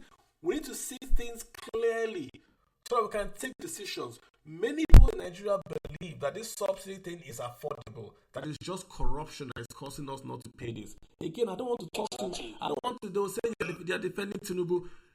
We can't afford this thing. We can't afford it. Can you know the problem? The problem started with the optics around the federal government. And that's the most painful thing. Because, when I write a lot of articles, the feedback I get is that, why is the CBN team now buying bulletproof vehicles? Why did the president get $150 million to buy a jet? You can't say anything. Because they are right. Yes, they are right. So, I'm going to drop now. I'm going to drop because I'm out of time. But before I drop, let me make some comments which I would like to react to. Then I'll drop. First, he said there are sense of entitlement. I don't think that is correct. In the sense that if Dangote, I start by what I said, if Dangote gets a concession from CBN, allegedly, if it's confirmed, it's confirmed. I confirm he got it. Yes, I confirm he got it. If he confirmed it, it is wrong. I say it is wrong to say a sense of entitlement because this is all Nigerians. It is all Nigerian fund that was given to the woman. He didn't get this money for. So again, he didn't get this money. He didn't get money, and he went and bought a yacht in Malta. He got money to invest. He got money to invest and has invested. He got money to invest in Nigeria. Many people got money. See, there's a guy in. Let's not open our EK here. There's a guy in America that owns. Let me not talk. Let me make you laugh. The same government that gave him concession almost ruined it. The same government. Let me give you a good example. There was a state deal, was it Ogun State or Odo State, where he lost $500 million because of land. He had to pay the bank. He said it now. Are we not in court? With his mouth. Are we not in court today that the Chinese firm has seized Nigerian jets? Why did the Chinese firm seize Nigerian jets? Because the... Exactly. So again, and let me make... What I say about concession, we are talking about, do you know how much that guy has lost? Do you know the politics? That's what I wrote it on license C. If you know how difficult it is to run businesses in Nigeria, you give the likes of Dangote to name you, Otedola. These things are beyond calculus or normal financial analysis.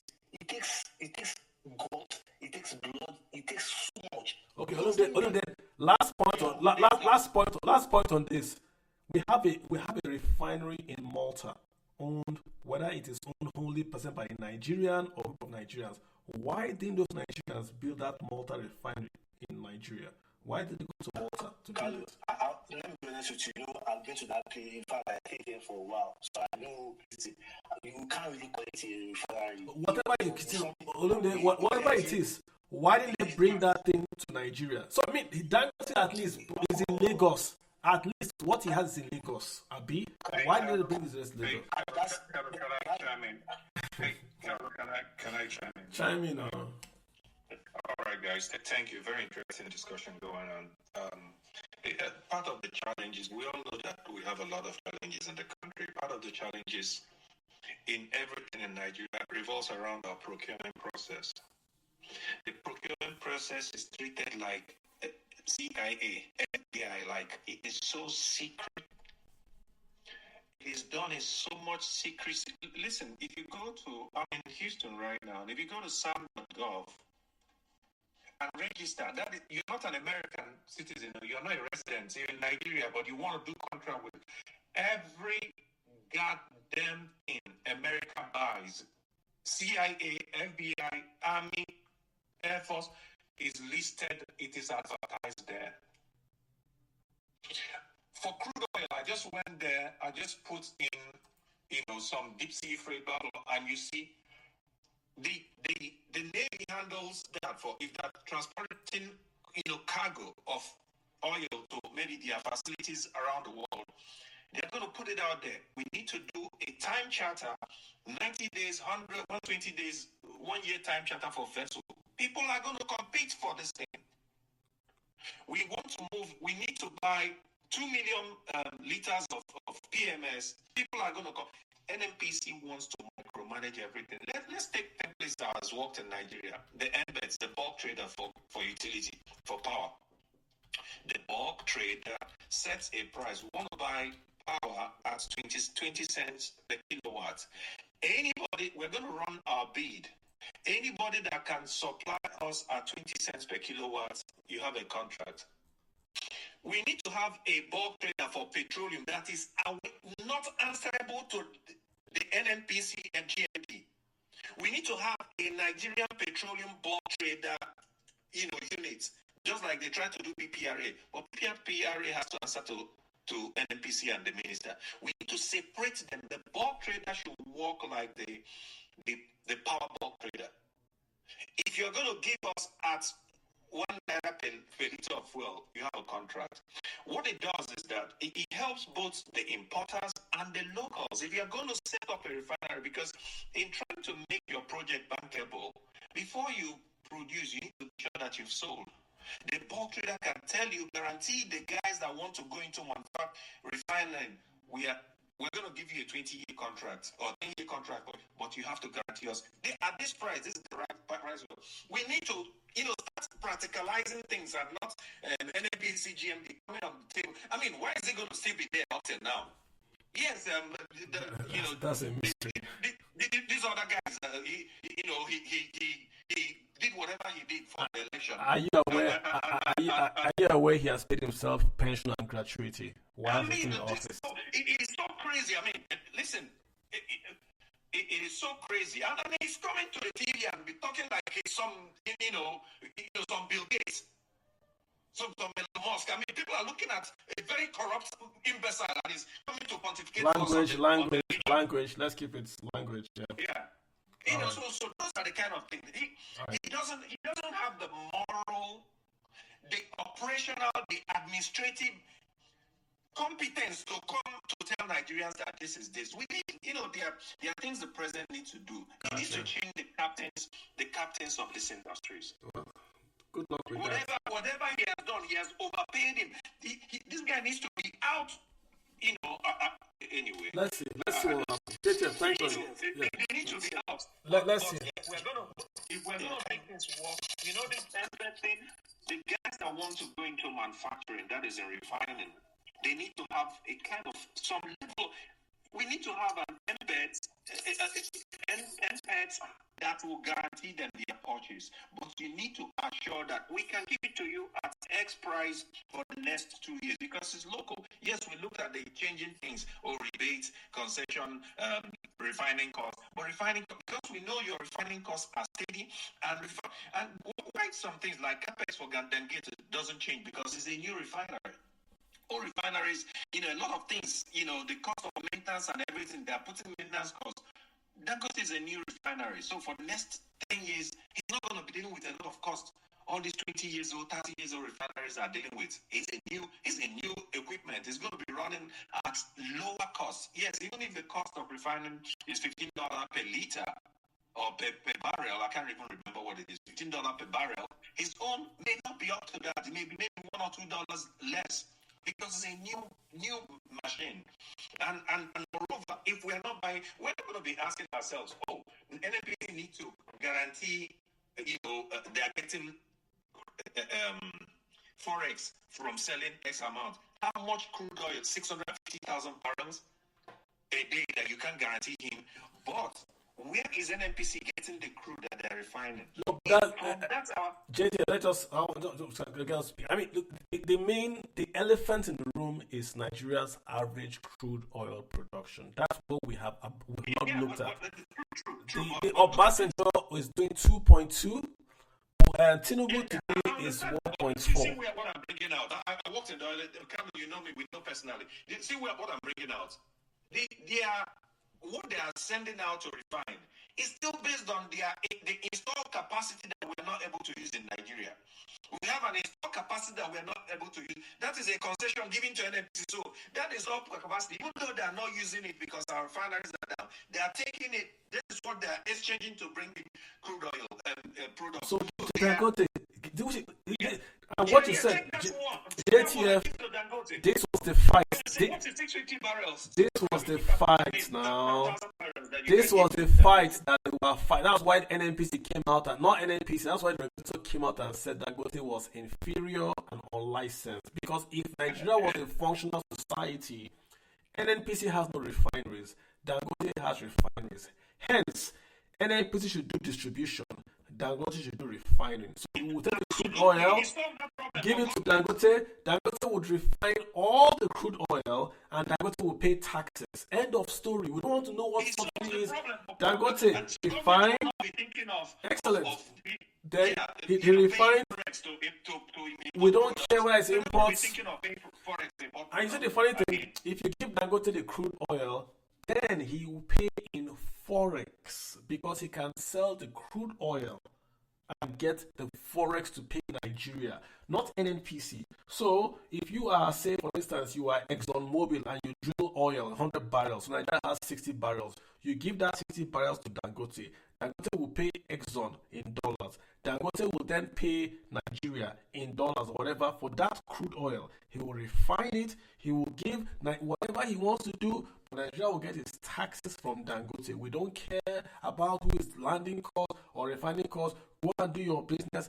Pay us taxes. We move forward. Then NNPC or Ministry of whatever can then settle and they were going to focus on the social welfare of the scheme. We will tax Dangote. We will take that tax and apply into a subsidy for the poor, for the small medium enterprises, and then the nation moves forward.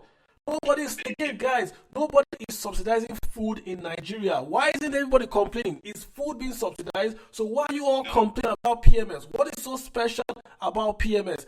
Is yam you are buying today, who subsidizing for you? Didn't you buy it yesterday? Won't you eat it today? Will you not buy it tomorrow? Who are giving you money to buy yam? But PMS will carry placard. Let's move on.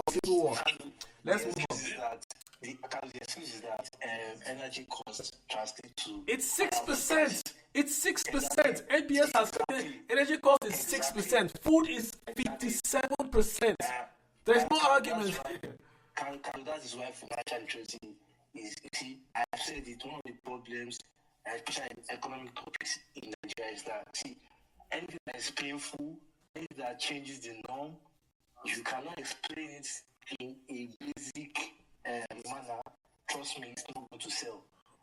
Floating of the naira, you see people arguing because the naira has gotten to one state that fixing will have solved. Where do you feel to get the money to fix?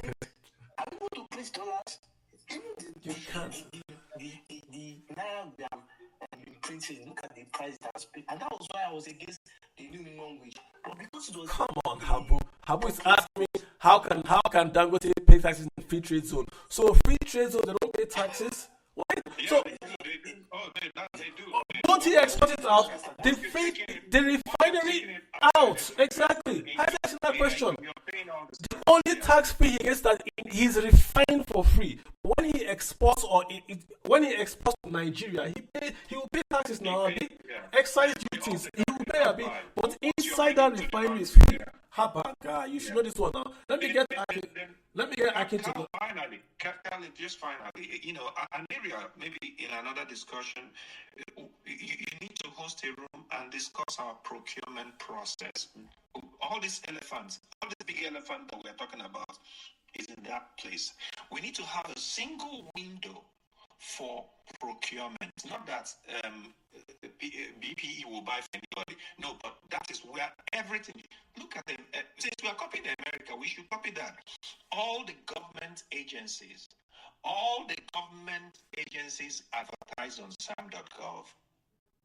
There is no cost for a contractor, a potential contractor, to pick up a bid. It's electronic. They download it and do. So you put it there, and everybody will go and see what is there.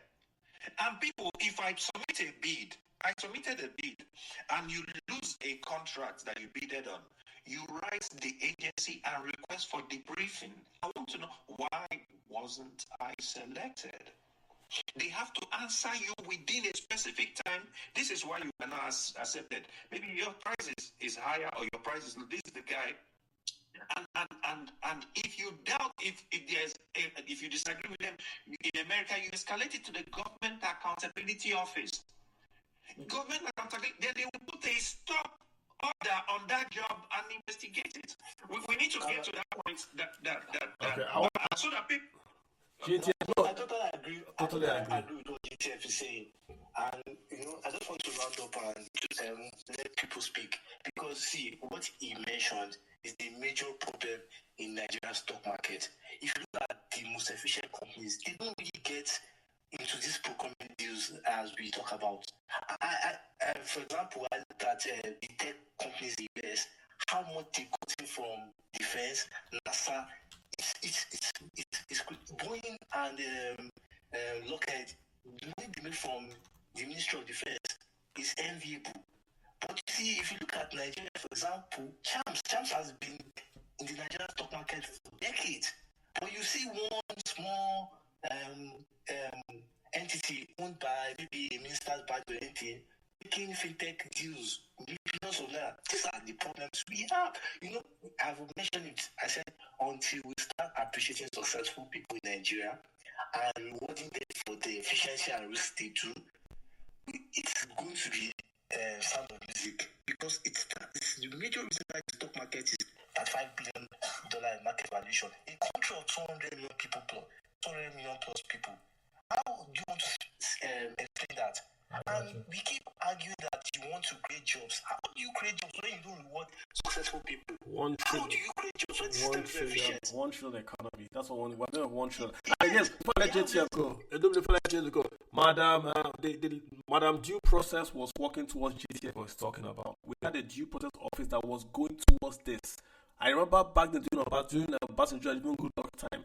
We had all the projects in one place. You would go and see government contracts in one place. You could do your bidding. This was a magazine in Abuja. There was a magazine called Government Contract in Abuja.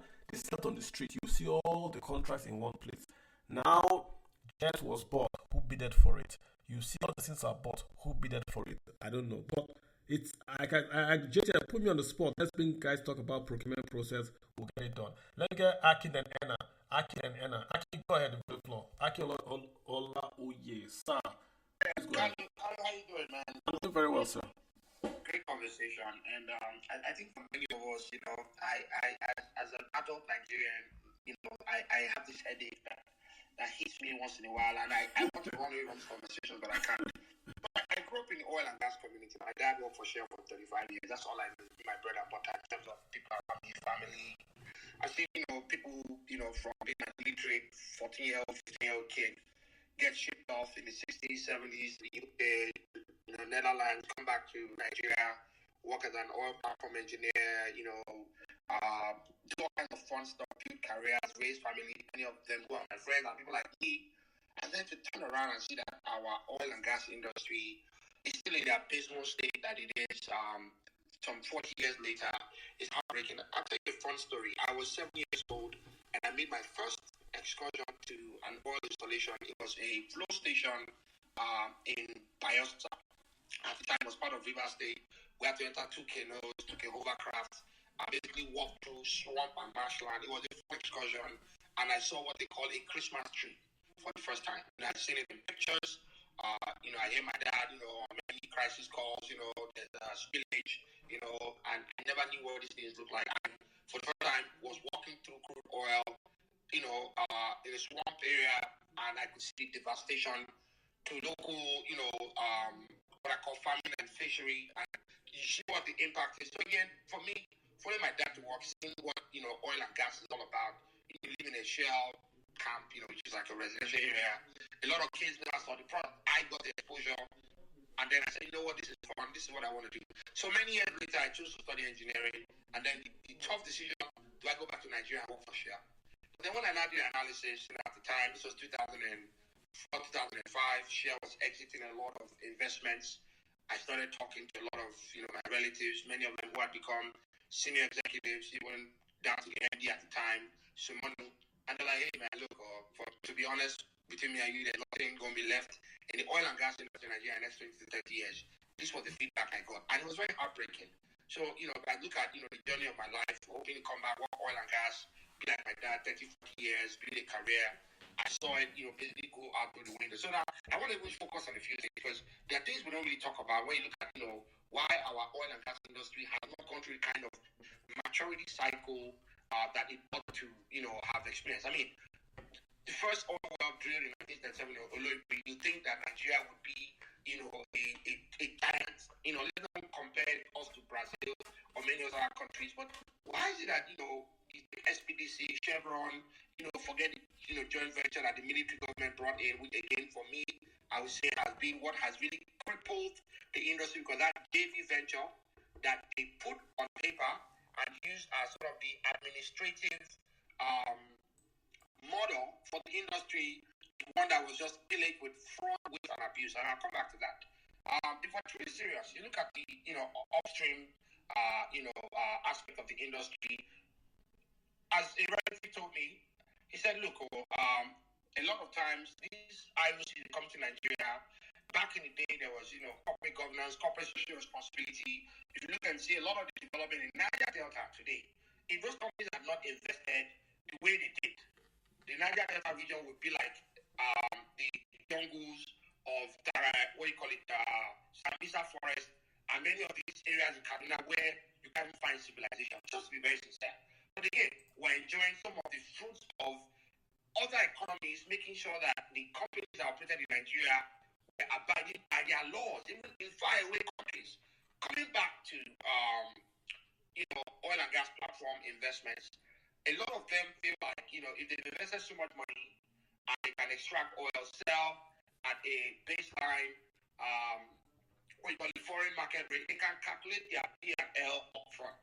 All of the other things, operations, efficiencies, FX, corporate social governance, investing in communities, paying ransom for kidnaps, them they will exclude that because that's equally another trouble point. They can live with it. But then when you now talk of, let's go downstream, or even let's talk midstream, right? That's where fraud and abuse has been embedded into the oil and gas industry. First, talk about the fact that even down to issuance of oil blocks, it's the most it's insane.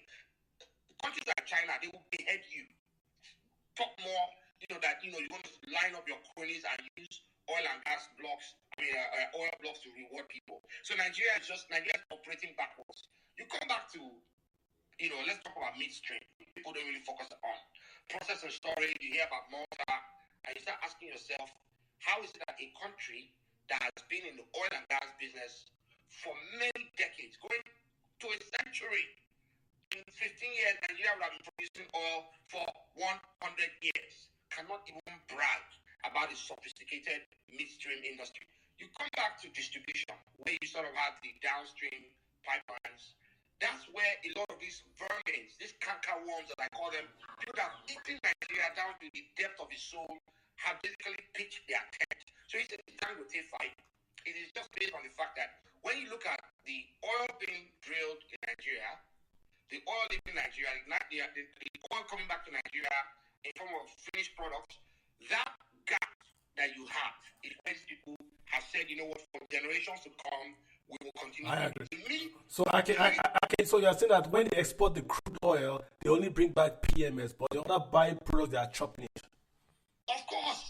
We don't even talk about that. But that one is another Twitter piece completely, because brother, my head, man. That's the reason why I just said, oil and gas, I would not even do it. I have relatives. I can tell you their first and my last name that have been killed in Nigeria, bullets to their brains, because they came in and said, you know what, man, we want to turn whistleblowers, we don't care, I'm not paying back. Let them come back to this Dangote story itself, first of all. When you look at Dangote as an entity and how he operates in Nigeria, are you telling me Dangote can operate the way he operates in Texas, or in Oklahoma, or in North Dakota? No, he cannot. He will not survive one day. He cannot, and he will not survive. When you talk of integrity, compliance, please, let's not even go there. So a lot of the, what I call troubled waters he's sailing on is because he's part of this rotten system. Let me just give you a snippet of what corruption and rot looks like. So, I'm a very small-time business entrepreneur in Nigeria. I have stores in choice locations, and for me, if I walk in, if I can't do a deal where it's clean, under sunlight, no bribes paid, I don't pay tips, I'm not going to do business. I walk away. So this is me on the microphone. People can record me. I tried getting a store at the local airport in Ikeja. This was about 9 years ago, just at the peak of the Buhari administration. And I approached the commercial director, wrote letters, found everything, and identified the space. I said, hey, there's, prime real estate, retail. You go through the Arik Terminal, Airpiece, as shabby as it looks, those businesses are there. Let me tell you what you see. That is entrenched corruption you are looking at every time you walk through those locations. The farm director, whoever it is, will say, okay, there's a retail space. Let's do the newspaper stand, kiosk, sell mobile phones, bring in a vendor. The person that gets that space, guess what? You have to give up a certain percentage of your business or your revenues just to operate from that stand. So I'm now using this to give you a snippet of what Dangote may have gotten himself into. Because again, you cannot tell me that he's not capable. He is in all of this. And it's just because of the terrain. When you're greedy as a businessman in Nigeria, you have to lie with the devil. And when you lie with the devil, don't expect roses and strawberries. Well, let me ask you a question. If I was the president, I have fuel lines today, I have fuel subsidy issues, things are bad, and I see a Dangote refinery, 650,000 barrels, can solve many of my problems. Will I not put this interest aside and ensure this guy works, because that means my admin works? It even helps me. So my first question for you is, I will ask him, okay, how much of your business do I own as president? That's my first question. wait, I can understand. I worked in the government industry. Hold on, I worked in the government industry in Nigeria. I worked with RJ for a long time. I'm an engineer. I have a bachelor's mechanical, master's in chemical engineering. I worked in RJ. I've worked for Bechtel in America. I've worked for BP. So I understand the oil industry. So when in trying to answer that question, I talked about embeds. What embeds does is when they do their bid round, they want to know who can supply us this at this rate? If you can, because that is the guarantee, that is what makes your project bankable. If you have a buyer that will guarantee that X percentage of purchase. Nigeria is not trying to own their power plant. What do you want to own is refinery. Nigeria is not trying to, what Nigeria does, what the government does through NBES is to guarantee you that for the next 10 years or 20 years, your product, we're going to buy it. So what you do to help the homegrown industries of capacity, what do you want to own it? We are privatizing what we own, and you want to own another. Unless he's saying corruption. I think he's saying corruption. What the government should do, if they have people that have the capacity to do it, guarantee them their budget, because what they need, and your guarantee is not like you're just showing them, if you're getting this, we can, for the next 2 years or 3 years, whatever their bank needs to make it bankable, we are going to guarantee you. My response, listen, you come from an organized background where you understand compliance. When I responded to Kalu, for me to be a president Tinubu and say Dangote will be successful, I'm going to look at Dangote and say, Dangote, how much of your business do I first have a share of? And this is just, I'm giving you the Nigerian context of of how people should expect the president to respond. Now, is that how things should be? No, of course not. That is corruption on its face. And I'm not saying it because it's the president that is asking. It will be the president's men, people in his inner cabinet. You have people that are not scared of going to jail. Nobody's prosecuting them. So as far as they're concerned, to them, a Dangote operating without any strings attached to them is haram. They don't even understand it. Go and verify. Go and find the biggest players in the industry. He's not lying. By extension, have some type of shares. But anyways, No, you're not lying, and sadly you're not lying, because I know of a story of an American company, quoted company, that wanted to come to Nigeria, and the guy was asked to give shares. They just were asking them for shares. How do we give you shares? How does that work? We give you. So you're not lying, Aki. And I think it's a sad situation. But going back to the point of the space, right? Just decouple these things now. Take NNPC Limited out. Make it a player. Make it a distribution agent. Let this thing be decoupled. Let everyone go to the market. Let it be transparency. Let commercial prices set. Let price discovery allow market prices to go where they intend to go to. Why is it so hard? I know there's corruption, but can't a Tinubu that wants to come in and make a name for himself, if he cleans up NNPC and people see the benefit, he has done what Buhari could not do, what Goodluck could not do. Why can't he go and make a legacy? What's all this? I've not seen a hearse carrying you home before. Why can't you do something consequential? I don't know, man. So if they would do something, so between me and you, if you look at the oil and gas industry, the only thing NNPC should be involved with should be distribution at the wholesale level. That's all. Right? And allow, mom and pop, Kalu and Aki to come set up fuel stations, pay taxes, buy and deal with the local. I'm not happy with the host, man. Let the market forces determine the price of the product. We'll get to now. You hope that Dangote refinery being down the street in Bejuleki, will be one where plug and play. Let's celebrate. But brother, you can already see all the hopes and all the madness involved. But them tell you that the cabal, and there's a new cabal waiting to equally get the piece of the pie. Wow. The old cabal are fine. They are entrenched. They are okay. They know how. They've already written the formula. It's the new kids on the block that are making sure that they can equally embed themselves, install their own microchips on their USB devices, and make sure that they don't miss out from whatever will come out of this for the next 50 years. That is what is at play. I can say a lot here, but obviously, just Nigeria. Let me get Anna in here. Let's get Anna in, and then let's get Anna's take on this. Anna has some interesting. Psalms 11 verse 3. The Bible says, "If the foundation be faulty, what can the righteous do?" It was about Einstein who said, "You cannot solve a problem with the same thinking that created it." So as president, my question to Dangote would be, what were you thinking? When you talk of the Shell pumps and national companies, they are integrated oil companies. When you establish a plant, I work in plants. The first thing you do before you even start building or looking for money, before you even get deep, you guarantee your feedstock and you guarantee your off-takers. So the big question was, what was Dangote thinking when he was going to build the world's largest refinery without guaranteeing his feedstock? And is it the duty of government to guarantee his feedstock, having invested that kind of fund which is coming from your economy? Because prior to this time, the marine vessels held like 20% of your debt stock. What percentage of that refinery is Nigeria's current debt stock? So I'm saying this to say the next president must, before people come and say, give me $10 billion to do this project, give me $20 billion to do this project, I have this name, that you succeeded before. The balance scorecard was developed because people were investing in businesses, they will invest today to fail tomorrow. AIG was once worth $850 billion United States dollars. In 2008, it lost what, 98.1 billion.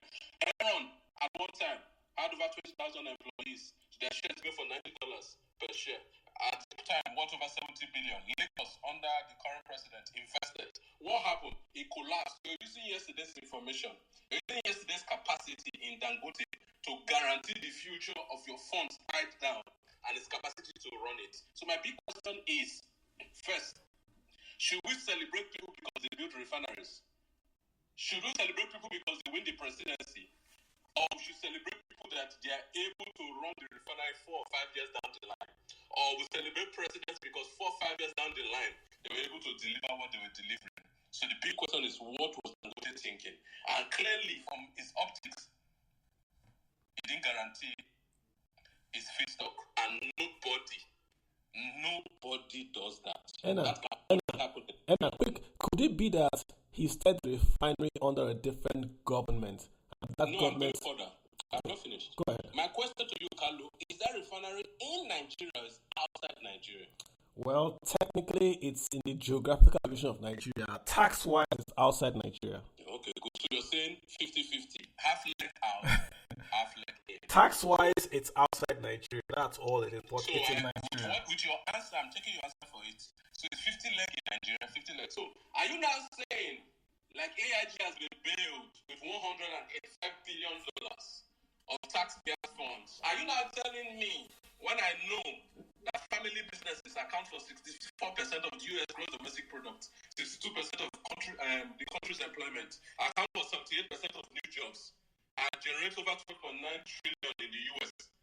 Are you not saying our singular focus on just one refinery, is it not detrimental to the general good of the welfare of businesses that are being wiped out due to the current economic situation? Are you saying that we should celebrate people that win elections or people that establish plants just because they establish a plant? And we can see... Let him land. Or you can see from the optics that there were some missing links. So my big question is, what was he thinking? And is... Aki was saying something. Aki is my brother. My brother, if you like, spend 90 years in the oil and gas industry, I guarantee you, Nigeria does not understand the business of oil and the oil of business. The Ziani grew in Shell to become ED. Kibe Kajuku grew in Mobile to become vice president. Brothers and sisters, we saw them. We heard them.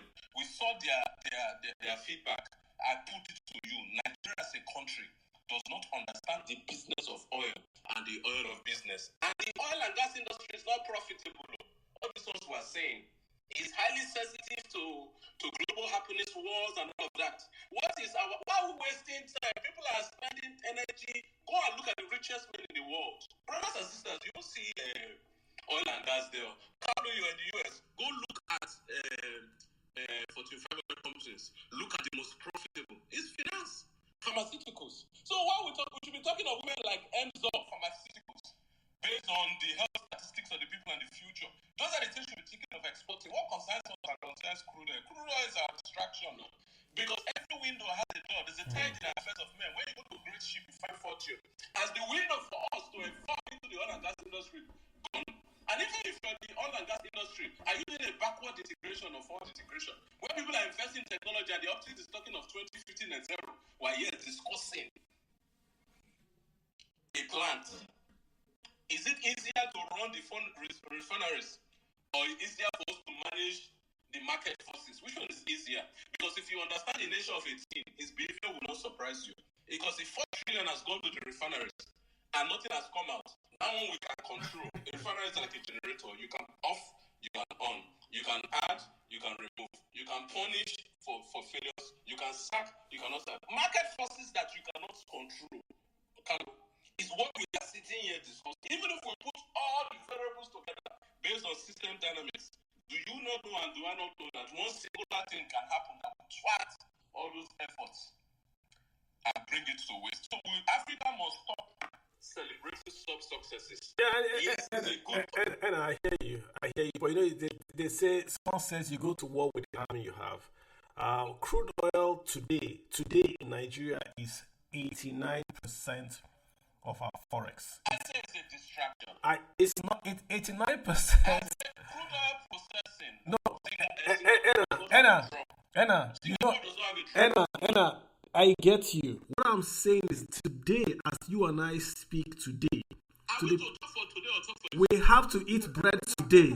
And we must eat bread. No, we must eat bread today to think about tomorrow.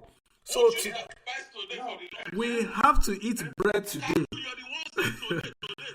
And we have to eat bread today to think about tomorrow. Today, crude oil is 89% of Nigeria's forex, which means that if crude oil stops today, Nigeria goes broke tomorrow. End of story. Then you will see the ingenuity of Nigerians. Then you will see the ingenuity of Nigeria. We're not going to wait there. Enna, you're being too critical. I'm not critical. I'm putting it on you that yes, we have neighbors. Now you're hearing a rebuttal. Listen to a rebuttal. You're being too critical. You need to address the issue, not me. Forget it. But you are. Wait. Let's keep it civil. Let's make sure. Anna, you are calling me. I still don't address you. So the issue you've raised is that oil is a distraction. It's not. And I repeat it. We can. Have neighbors. Anna, let me speak. We can argue that we should not focus on oil. Is less than 10% of our GDP. 10%, less than 8% of our GDP. But it brings in 89% of the forex. If oil stops today, Nigeria goes broke tomorrow. That's a factual statement. We can debate if it should be so, but it's a factual statement. I get the point you are saying. Let's look at the future. But today, people are queuing up in Nigeria because there is no fuel. So we must address. Have I been broke before? Yes. Are you still broke today? No. Why must we run from? Why must we push the evil day? What is bad to be broke? Have I been broke before? Yes. Am I broke today? No. Was China broke before? Your point is.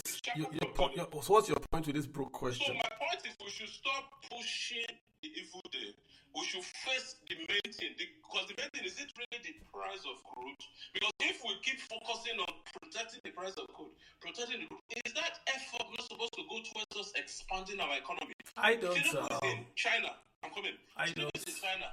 Is the China economy not 18 trillion? Are we supposed to be guiding or we're supposed to be expanding? You spoke of selling crude. They are selling our crude. Can't we invest in those countries? Can't we expand our borders? Why is there no I'm not sure if you follow me. I'm preaching for free. I'm preaching for the government to get out of this whole issue. I am saying the people of Nigeria should take control. The private sector should own this, set the prices, and grow it. Nothing that is wrong by the government in Nigeria has worked. Nothing.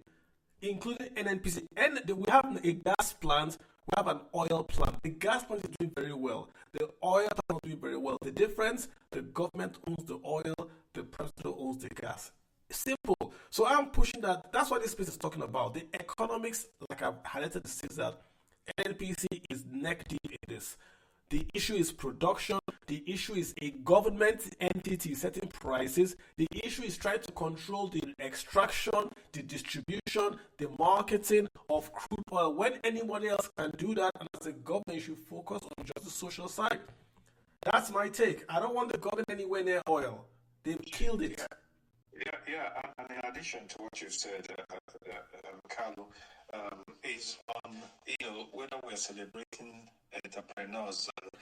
We must celebrate. We must celebrate Dangote. We have 15 people billion. have, if people have Anna, do you name an American has invested 15 billion in America in the last 20 years? Name one. Name. No, I want Anna. Name an American that has invested 15 billion in the last 20 years. Name one. Even name one. Nigerians will celebrate presidents and governors for winning. Not this Nigerian. Not this Nigerian. Let's make some other argument away from what you're saying. When it comes to whether the input, the feedstock, or the feedstock was guaranteed, because even whichever country that you're buying products from are getting feedstock from people that are producing crude oil, from companies that are producing crude oil. And they're getting feedstock from the international market because they are traded. Stocks are traded in Rotterdam. The stocks are, products are traded. They are physicals. They are traded there. So the fact that we have X amount of crude oil coming out, and we guaranteed him feedstock. Feedstock was already guaranteed. It's tied to his refinery. The government guaranteed feedstock, and you're saying, "Oh, it's not reliable." We are producing X amount. But let's get on that there. I think Enna's made his point. I want to get on that. I know, but let me stretch it a bit. It is, when we do 1.3 million or 1.2 million or 1 or 2 million barrels a day, it is from this that all the other oil companies share. But what everybody is taking, by the end of the day, it will still boil down to their own amount. If you're taking 100,000 barrels, if Shell is taking 200,000 barrels, that it is. But these things are traded. Their own trading platform trade it. Before Shell takes it away from Nigeria, they've traded their trading platform, are trading they have their commercial sector, they are trading this through. It doesn't go to Shell refinery in UK or in Italian DNI. It's not taken to their refinery. It's traded. So Dangote, a government wanted a manufacturing base in their country to work. Dangote is not telling you that, okay, give it to us. If you're selling it, the international price is $10, give it to us at $5. Guarantee him his feedstock. Trade it, but send it to him. You already guaranteed it when you signed that agreement memorandum with him. Do fulfill that part. He will pay the price. He will pay what you're selling it.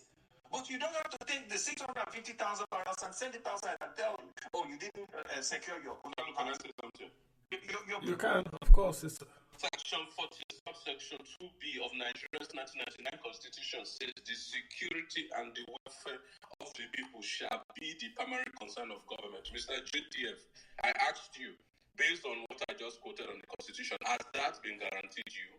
And I repeat. Come on, let's not have legal. Let's not be esoteric here. Let's not be esoteric here. The governments that cannot guarantee you for refineries working are the ones you're saying they gave you a contract to guarantee your feedstock. In conclusion, I'm saying Dangote would have first found a way to plug himself into drilling whatever to see. Dangote owns 2 oil blocks. Dangote owns 2 oil blocks. Alright guys. I'll mute everyone. Alright, let's stop. Okay, let's stop. We're gonna move on to someone else. Okay, Ayo Moses. Ayo, you've got the floor. Yeah, thank you, Carlo. So first I'm just quickly answer Anna to say that we didn't do due diligence to know where we get to space up. When when the federal government wasn't getting in feedstock, it was getting its feedstock from USA and Brazil, was getting WTI. And even before this PMS brought up, that has been exporting aviation fuel, exporting naphtha and all of that. So if it persists that the government refuse or cannot supply, it will still get its feedstock from outside the country and will export its product outside the country and leave all this Nigerian wala for the Nigerian space and all of that. So that is why it's in the free trade zone. And it's because of that is why it was cited in the free trade zone so that it can exit himself from these problems when it arises. So it is a 650,000 per barrel, which comes about 103 million liters, and about 53 million liters of every product can go to the Nigerian market, while the rest can go for export. And the refinery has a basic complexity that can dimension in a way to produce at any given time what is needed. So if the Nigerian market decides that they are not ready, it will just continue to do its export, and it makes his income, and there's no problem. But the thing is that under your PI section 109, for the DCS, you have a domestic crude supply obligation, not to confirm what JTF was saying, that guarantees that for all the local refiners, they will first be the first right of access for crude before the external the IOCs get that. And wherefore there's not enough for everybody, but they will also guarantee that the local refiners get their product before it goes to any other place. That's where the problem is. So quick question, doctor. Is it that is it Nigeria's share that goes to the local guys, or is it the total oil drill? With that provision? Total oil drill. Total oil. If you look at the DCS section 4 from 1 to 10, it's specific that the authority will do an aggregate demand of the local market and ensure that the local market gets its defense right of access from the total. So how will this work? So how will this work? So Exxon has got crude oil. Exxon owns that crude oil. Are you saying Nigeria will go to Exxon and say you must give it to us? So now that is the thing. So the last time I had this conversation, I was like, was it that the people on the Nigerian side didn't really sit down to look at all of this and say, okay, you know what? Because, like BTF said, when Shell, Chevron, and all these guys buy, it goes to their trading company. They enter into the different markets, into Petrolina and the rest of them, and all of that. So you cannot, how do you now tell them to say, okay, withdraw all of that and supply the local market? So I think the management position is what the problem is from the NNPC side, NMDPRA side, and all those involved within the oil and gas sector in Nigeria. So they have to solve that problem. So we know that we cannot do more than 1.6 million, including condensate.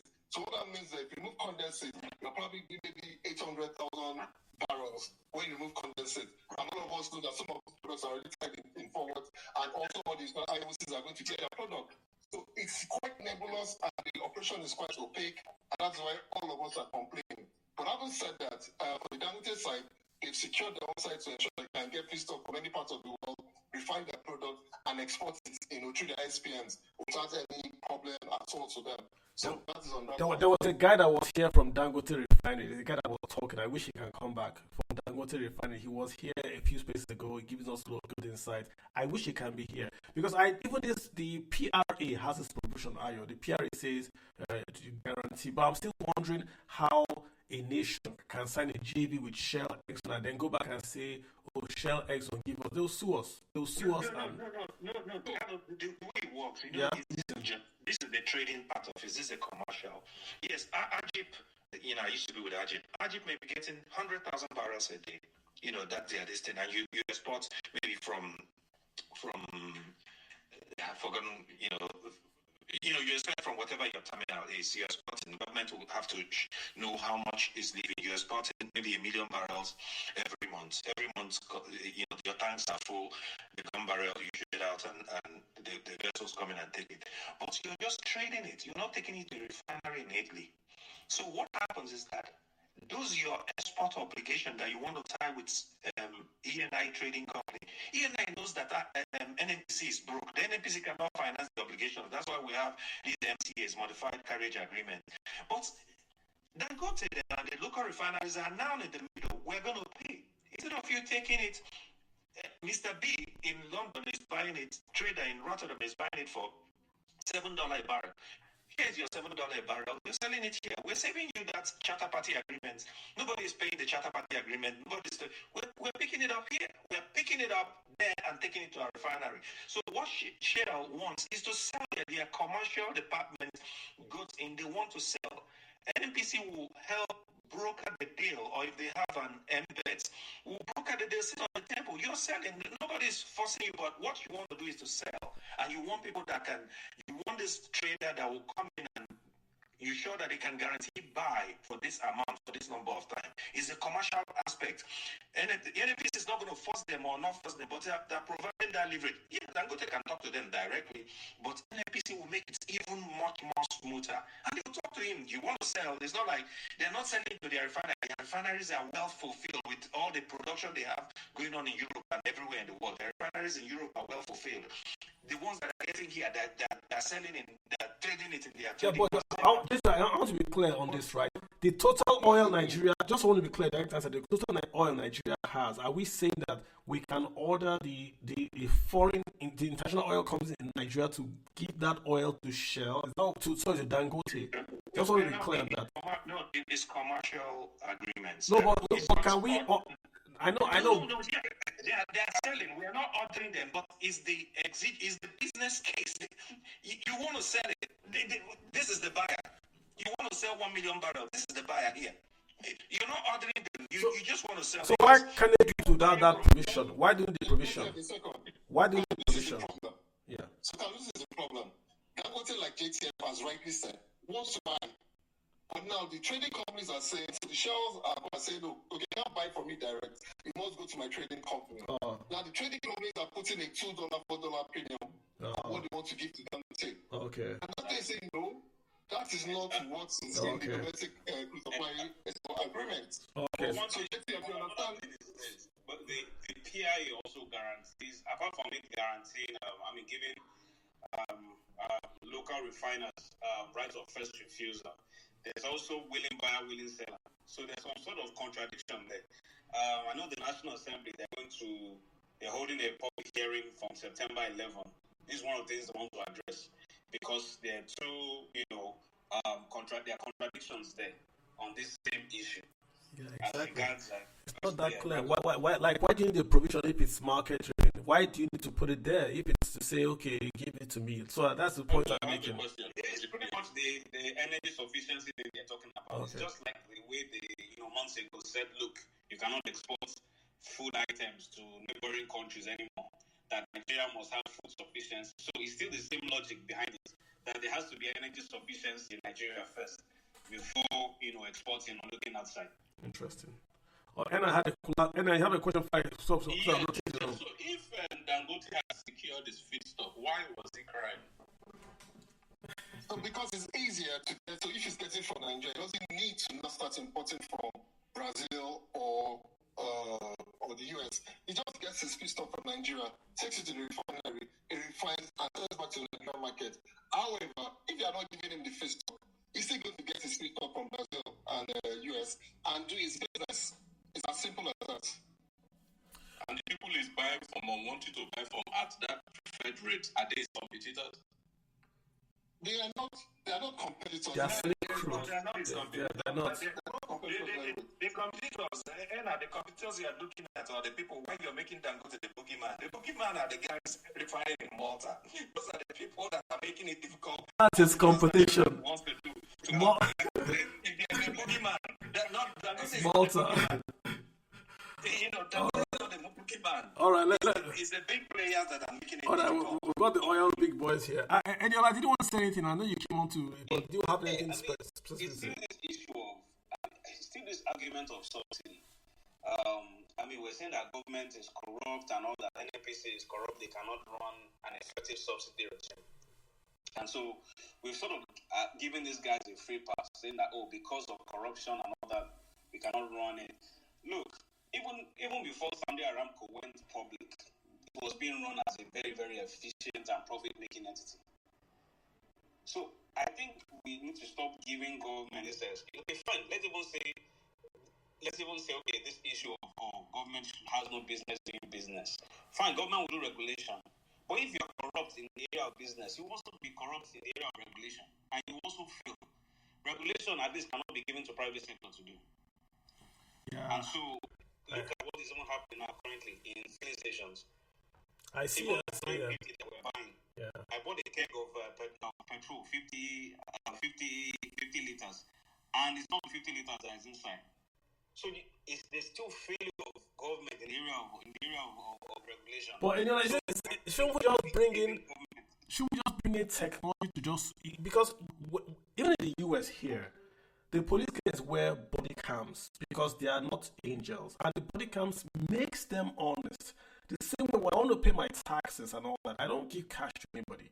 If you go to the car parks in Nigeria, they install the automatic thing that your car goes by, you pay, it goes up. That doesn't work for more than 1 day. More than 1 day, they always ruin it because they want to collect cash.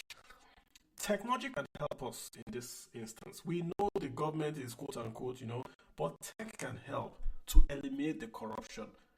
There are many other ideas out there that we can use. So why can't we be serious and say tech can? Lagos State, when we say Tinubu took revenues from 900 million or so, it's because he told guys to go and pay in the bank. No more. Before Tinubu came, you could write whatever and pay. It was just going to pay in the bank. That's what he introduced now. And now it's now taken for granted. If you want to pay anything for your government, you pay in the bank. So it's the exact same thing. If we do that on PMS, There's a way we can use fintechs, technology to achieve a subsidy payment. Not what humanitarian ministry is doing, but we can achieve a subsidy payment that is equitable, trackable, and auditable. And Nigerians will be better off for it. That's my take on that. We can also diversify our transport system. For example, China now has 25,000 kilometers of high-speed railway. So if we were to do that across Nigeria, that would significantly cut down the PMS usage. I agree completely. No, I agree. We don't. Nigeria has no railway from the east to the west. You know, they said that we should go get CNG.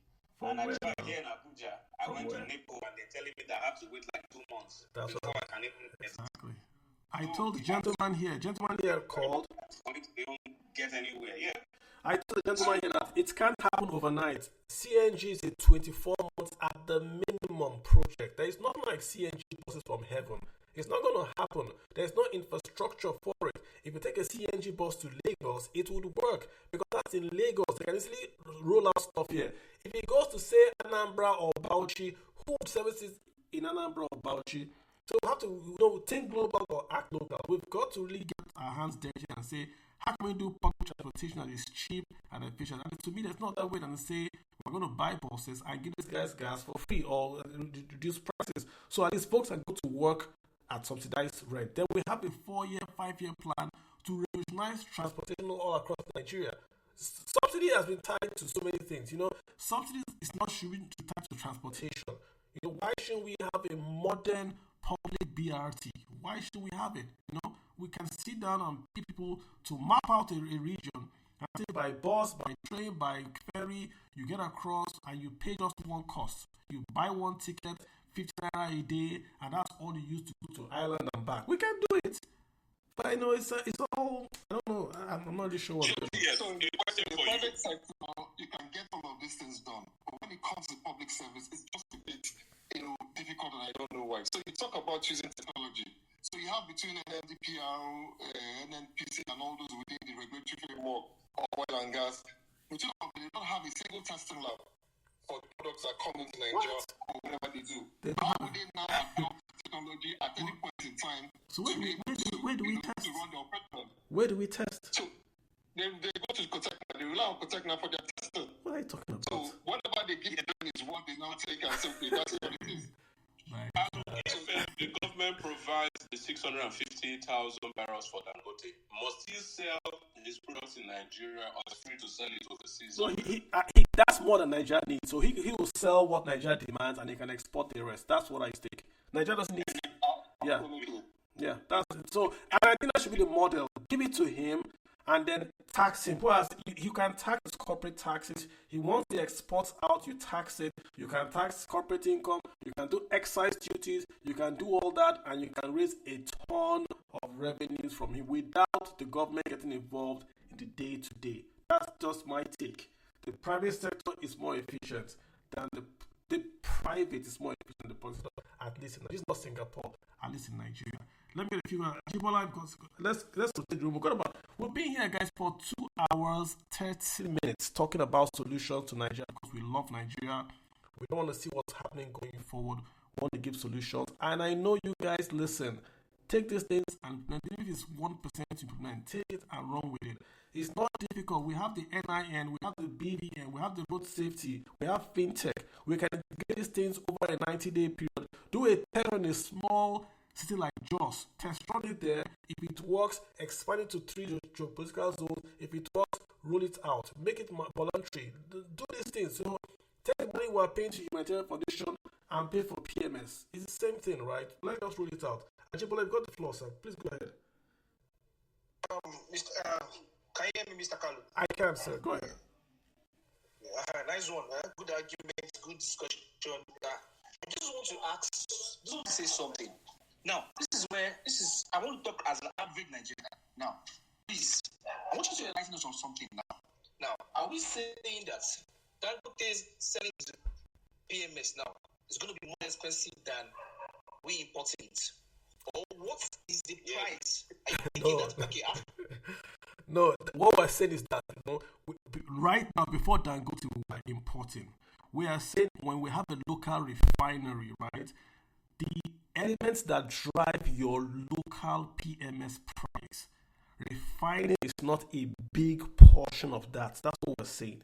The big portions are the price of crude oil and your exchange rate.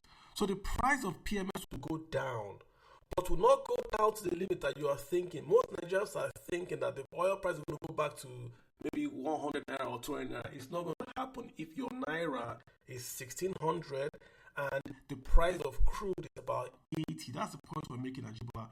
The price will go down when it will be swallowed up by more cost on the exchange side and on the cost of crude oil side, if that makes sense. But Ajibola, look at the benefit, Ajibola. Dangote will make more money for Nigeria, more dollars for Nigeria. So if Nigeria is smart, Nigeria can take the dollars and invest it in this transportation and productivity upgrades. But I'm afraid Nigeria might take that dollars and buy more private jets or more yachts. That's just me. If Dangote is buying crude oil in naira, then no difference. It makes no difference if he's buying in naira. It makes no difference. Because if he buys in naira, we lose the dollars. And he's also buying naira at the exchange rate of 160, right? So he's paying just naira. He's transferring the cost, right? A real subsidy would be Dangote pay in naira and pay 500 naira.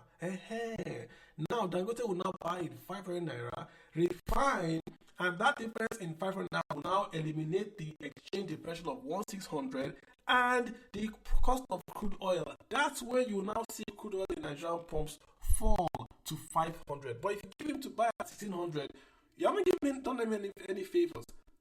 The only, when we map this thing out, where Dangote gives you an advantage is in transportation. That's the main thing you see.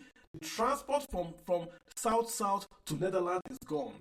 The transport from Netherlands back to Lagos is gone. It's going to be from south to Lagos. It's still transport, but it's a naira, but it's a local transfer. So we even make more GDP growth to go in consumption, right? But the main element is dollar is 1600 and crude oil is about 80 or 70. Those ones you can't wash away because you are refining in Lagos. Those costs are there irrespective of where you refine and irrespective of where you buy the crude from. That's my take. What if we pull out of OPEC?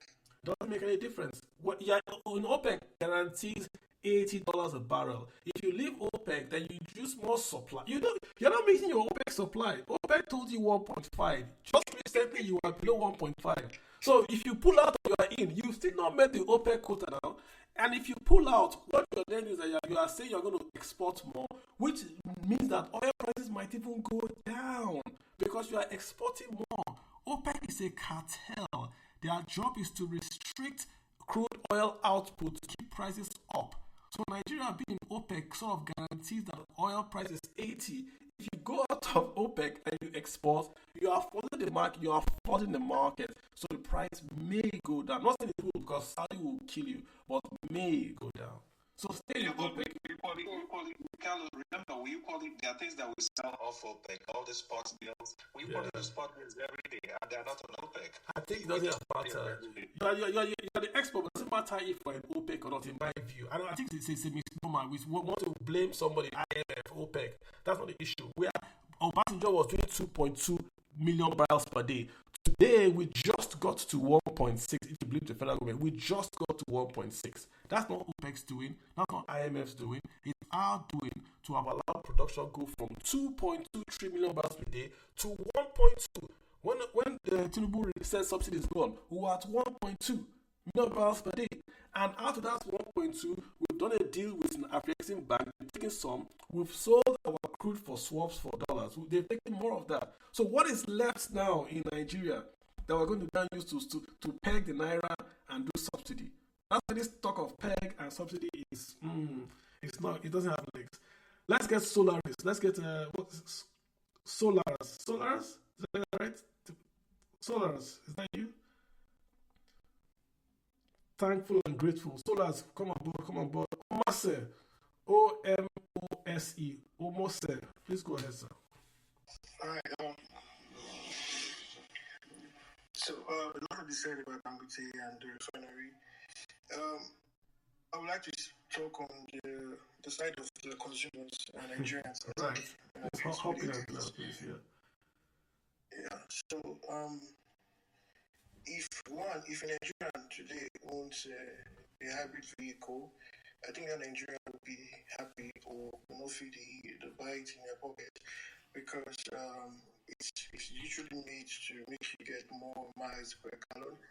And for the average Nigerian, it's really tough right now because the average age of cars on the Nigerian road is about 14 years. That means you basically have cars that were produced in 2010, usually 2010 models. And you probably have, this is just the average, and you probably have vehicles that were produced maybe 2004, 2005, still running on Nigerian roads. These are very old vehicles. You're talking about cars that are over 20 years old. These engines are not efficient anymore. And not to say talk about loss of efficiency that has been lost due to the average Nigerian mechanic repairs on these engines. And these engines are not efficient anymore. And usually for an engine that's for a car that's about 15 years old, you probably have gotten close to 100,000 kilometers off that engine. And at that point, that engine has become very inefficient. And many of these engines start to fail at that point. Nigerians have been, I don't want to say the word wasting petrol on these cars. And these cars really cannot serve anybody. And for example, for a lot of Nigerians, like some people I know, not Lexuses, there are no Lexus vehicles that are 4-cylinder engines. You have cars that are 6-cylinder engines, taking from one place to the next place on a 6-cylinder engine. You don't have the roads to use the 6 cylinders, by the way, and you've been paying too much for petrol. Across Europe, you find more vehicles that are smaller and they use less fuel because fuel cost is equally on their pockets. America experienced a hike in petrol price, gas prices, to say, and the consumers responded and they started going for cars with better miles per gallon offerings. And now, yeah, so we can't do that here, can we? We Nigerians can't afford a new car. I don't think any Nigerian doesn't work for governments or is politically exposed or is a big boy in the bank that can buy a new car. I doubt any Nigerian can. That possibility is out of it. From China, you can find options of vehicles. If Naira was at 700, you could find vehicles that are around that 7 million. BYD offers that. But how would you, when you say hybrid, what's the other thing you use to charge the hybrid? What's the other element? There's full hybrid. In that case, you don't need to. Yeah, but how would you charge the hybrid? Plug into where? I know, plug into where? Plug into. No, there's plug-in hybrid. I know. There's so plugging into where? Where would you plug it? I'm not preferring the plug-in hybrid. I'm saying, where would you plug the hybrid to? Where would the power come from? That's what I'm asking you. On the hybrid one. I know that's an issue. There's plug-in hybrid, and it's different from the full hybrid. The full hybrid, you don't need to plug it. It has a generator on itself that will generate its batteries. Oh, okay. So because we're going to come back to you have a hybrid like a Tesla, but there's no NEPA to power the Tesla. No, that will not work entirely because you still need to buy the generator. All right. So we're back to square one. Or we'll do solar. But let me just put a question. I think Nigerians should advance a policy or pressure the government. Instead of talking about the petrol prices, pressure the government to, like they just did student loans, right? Yeah. They could do also financing equally and avail it all. I don't know if they can get cheaper options from China. I hear you. No, you make a good point. I'll just explain. You make a good point, But because BYD recently released a version of their vehicle, the BYD 6 King. Let me ask you a question. I think 1,000 kilometers. That's mad impressive. I hear you. I hear that a state government, I think the states of Enugu and Imo State are trying to tax their citizens because they're using solar. They say the solar is ruining. I heard that. Yeah. That's absurd. So imagine if those states brought hybrid. So if they're taxing you for using solar, what would they do to you if you use a hybrid car? The problems are plenty, Omashi. The problems are plenty. So almost, and I like that you brought this. Thank you. We have a smart government where the cost of petrol, is skyrocketing. Equally, energy. Some people are doing that or proclaim that was improved power stability. I love that. That is the reality for some. But then you cross into the band A, band B, band C, and associated cost of having stable power. You would think that maybe perhaps in 2024 we have a government that will say, you know what, if you're importing hybrid vehicles to cut down the dependence on what you call it, petrol, perhaps there's tax incentives. Maybe your import duties will be 5% or 10%, of the cost, compared to the cost of importing a petrol-powered vehicle. Are there any smart policies that anybody's heard? The answer is no. The answer is no. You know the answer is no. We haven't done the CNG buses. We haven't done it. No, but generally, we may say Nigeria doesn't have it, but everybody trade carbon credit. So when it comes to financing, everybody understands how to run that, that slim corridor to get the carbon credit. If your project, if your business is taking away this kind of volume of pollution, you can use it as a credit for your business. So you can do it as an individual, escalate to the government, and escalate it to they have funding for those kind. It's not like Nigeria has or does not have. It's a policy that everybody that is signatory to that, I think it's Paris Accord or whatever, have it already domiciled locally in their country. So businesses that are taken away, there's even agriculture business can apply for carbon credit because this carbon they're scrubbing from their atmosphere. So it's not just people bringing in. They don't care, JT. Calabar had something called RED. That was a carbon credit scheme, RED, where they were making a lot of millions of dollars from their ecosystem. That's across river states, right?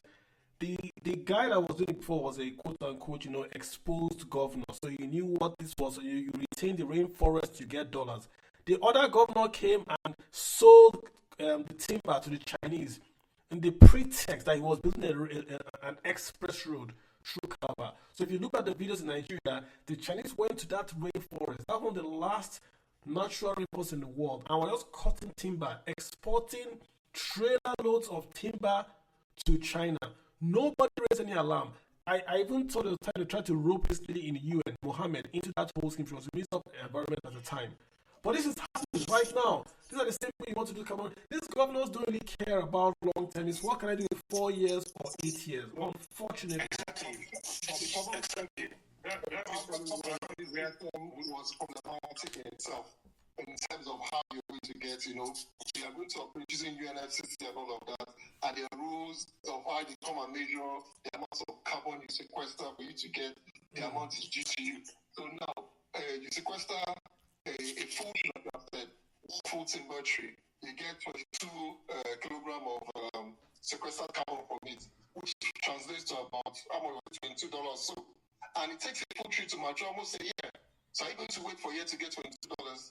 When I did the math, at the end of the day, total we're going to be getting was about $6.5 million, for sequestered number of carbon. So the carbon exchange system itself was a problem. Sorry, there's something I wanted to add on to this conversation. I think so I don't go out of. We are not even looking at the fact that the Middle East is baking. Oil prices could reach $100 a barrel.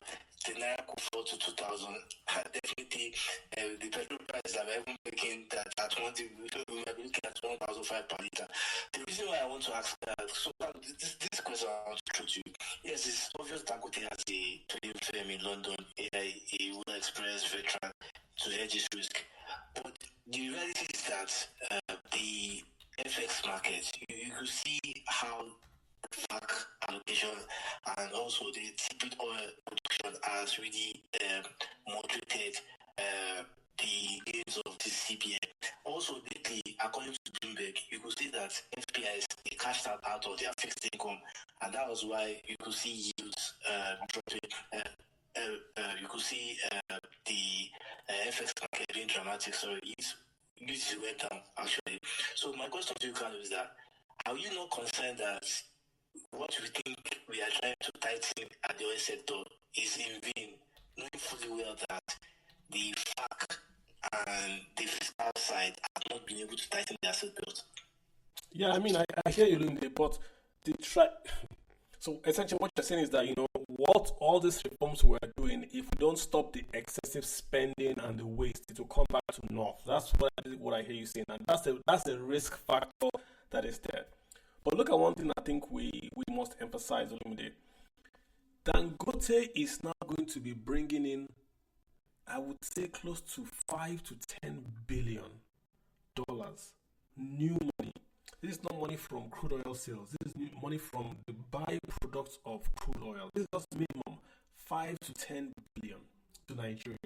This money is going to come fresh. We've not had this money before. It's just like how MTN brought in new stuff. He's going to bring in $5 to $10 billion. So this tells me that if you simply wait for the next 24, 36 months, the economy picture changes for CBN and for the federal government. They're going to have access to raw dollar cash now flowing to Nigeria, not from NNPC, from Dangote alone. Remember, Dangote currently today is the largest non-oil exporter in Nigeria, from the urea fertilizer plant in Lagos, just exporting fertilizer to Brazil and the US. He's the largest non-oil exporter in Nigeria. We haven't added this petrochemical one. If this comes into being now, the Nigerian budget might see that dollars are flowing, and the dollars are coming at this current 1.6. So what will happen? The Naira will strengthen to reflect that new inflow that is happening on Dangote's side. What will matter is what the federal government does with those dollars. If you take those dollars and they start to pay down the bonds, start to do infrastructure, then the Naira will keep on strengthening because the premium on uncertainty is going to vanish. People will know that the CBN for every month is going to be getting more and more and more and more dollars. So the speculative premium on the dollar is going to go away. You're going to have the real core demand for dollars remaining. That's where I think this 40% they are quoting is not going to be a 40% block. It's going to be an incremental over 36 months. If all things happen, the dollar starts to flow in, the Naira starts to strengthen based on what the Tinubu guys will do. If Tinubu guys are smart enough and are able to control spending, then we're in a good place. We've already allocated this money to salaries. We've already increased salaries to 70,000. That's going to be a substantial chunk of what is going to come through. So I fear and I hope we don't get into a situation where Dangote gives us dollar revenues and it all goes to pay salaries of civil servants. That's my fear. But I see a bit of optimism there in the air from just this particular single facility that's going to be the export and bringing in dollars into the economy. That's my take on that.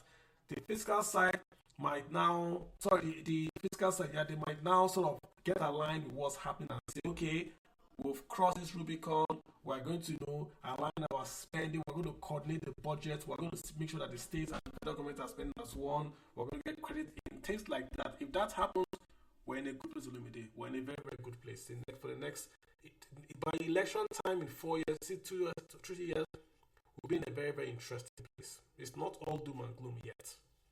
Okay, and finally, but you did address that Middle East baking, like if oil gets elevated because we don't know what Iran has. Oil price, honestly, is going down, not up. Because right now, the OPEC has cancelled their plan, whatever is it called, whatever they're going to do. Even with Iran, remember, with the Iran bombings, oil price did not go up. So what's happening that the world is watching the US, and the US is on the brink of a, should we say, soft recession or soft or hard landing a bit. And if demand slows in the US, then oil prices are also going to slow a bit. So the world is reacting to a slowdown in the global economy that I don't think they reflected. Even when we saw the uncertainty, when you saw the uncertainty with the Iranian and Israel, prices didn't spike. So I think if oil prices, yesterday I posted an article where they said oil price is going down, and I put red flag. I want Nigeria. Oil price is going down. So if oil prices are going to go down, The imperative for us to then focus on non-oil is now. We can't be paying high salaries and spending the little we're even getting from the crude oil we're doing. We've got to go back to the agriculture. Those ministries of agriculture, trade, and commerce become more and very, very important ministries, because that's where we're going to create the employment and the productivity to educate the young folks to stop them from going to Canada. Because every time a young person goes to Canada, what is happening is that taxes are leaving Nigeria to Canada. Canada will still tax that young guy. Nigeria will not tax him. So we've got to really coordinate. The thing Tinubu is missing in his government is the coordination amongst the ministries. The Ministry of Agriculture is doing something totally different from Ministry of Finance and Ministry of... they're not talking. You have to get a guy. Maybe this Mr. Waledu is a bit too clean and organized and can't get into the trenches. You need a developmental economist that will go in, grab you by the collar and say, this is what the president wants. We are all going to align and get this thing going. They've got great plans. The ASAP is a good plan, but they had a meeting, passed the bill, and just recently passed the board after 89 days. They just passed the guys the committee that will sit. They are too slow. They are too ponderous. They are waiting for things to clear before they take action. You need a guy that can go in there, grab people and kick them and get things going. The economy is not going to wait for you to get organized. Mr. Tinubu should get a coordinating minister. Let him leave Mr. Wale do as Minister of Finance if he wants to. But get a guy and name this guy the coordinating minister of the economy and put the guy to work. A guy that has his full mandate and will not fear anybody. Put the guy to work and get things done. But we have 15 ministers, we have countless special aids. Many are dead weight that are there because of elections. Many are dead weight. I dare anyone today to name the Minister of Agriculture. I dare anybody today without Googling on this space. Name the Minister of Agriculture without Googling. And this is a very, very key ministry. Who is Minister of Commerce? Don't Google. Name Minister of Commerce without Googling. Minister of Education, name him without Googling. Try it now. Name the sectors that concern them. You know how the people are just going to focus. The telecom guy is doing agriculture. Love the guy, but so smart guy. But he's focusing on agriculture. That's not his job. And aviation. He was in Seattle the other day. He's up and around the whole place. Who is Minister of Construction? After doing Coastal Road, he has gone to sleep. Name the ministers that are supposed to drive. This is a transformational government. Name them. Okay. Talking about ideas for them. The transport minister, and maybe I don't know if legislations will do. You remember what part of the deals that they gave big companies like Dangote? What the federal government did was a tax break. Build your own road. Yes, it's federal or state road. But if federal government can do the same, take the same template. The law is still there now. It's not scrapped. Yeah. The law is still there. Saying, give it to. Let it not. Don't say, it's a state road. If somebody is doing 10 kilometers in his community, give him that 10 kilometers tax break.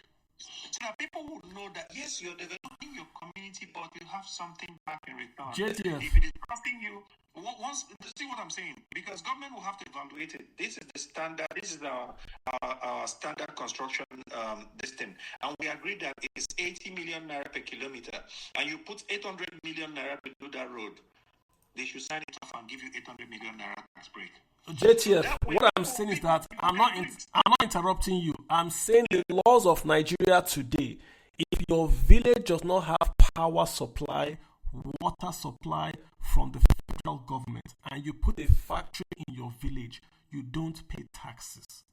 That's the law of Nigeria today. They call it, I know, if you don't have, it's water, power, and road, I think. According to a level you don't have. It's existing. I've tweeted it many times in your rural area. Okay, I didn't know that they have. And in addition to that, they now pass tax credit. So you see MTN doing roads in the southeast, I think, because when you do those you don't pay corporate income tax. Dangote is doing Apapa roads. Those are for federal roads. No, for every road. For every road. So this law is not. Is if your village does not, you only pay federal taxes now. You only pay federal taxes in Nigeria.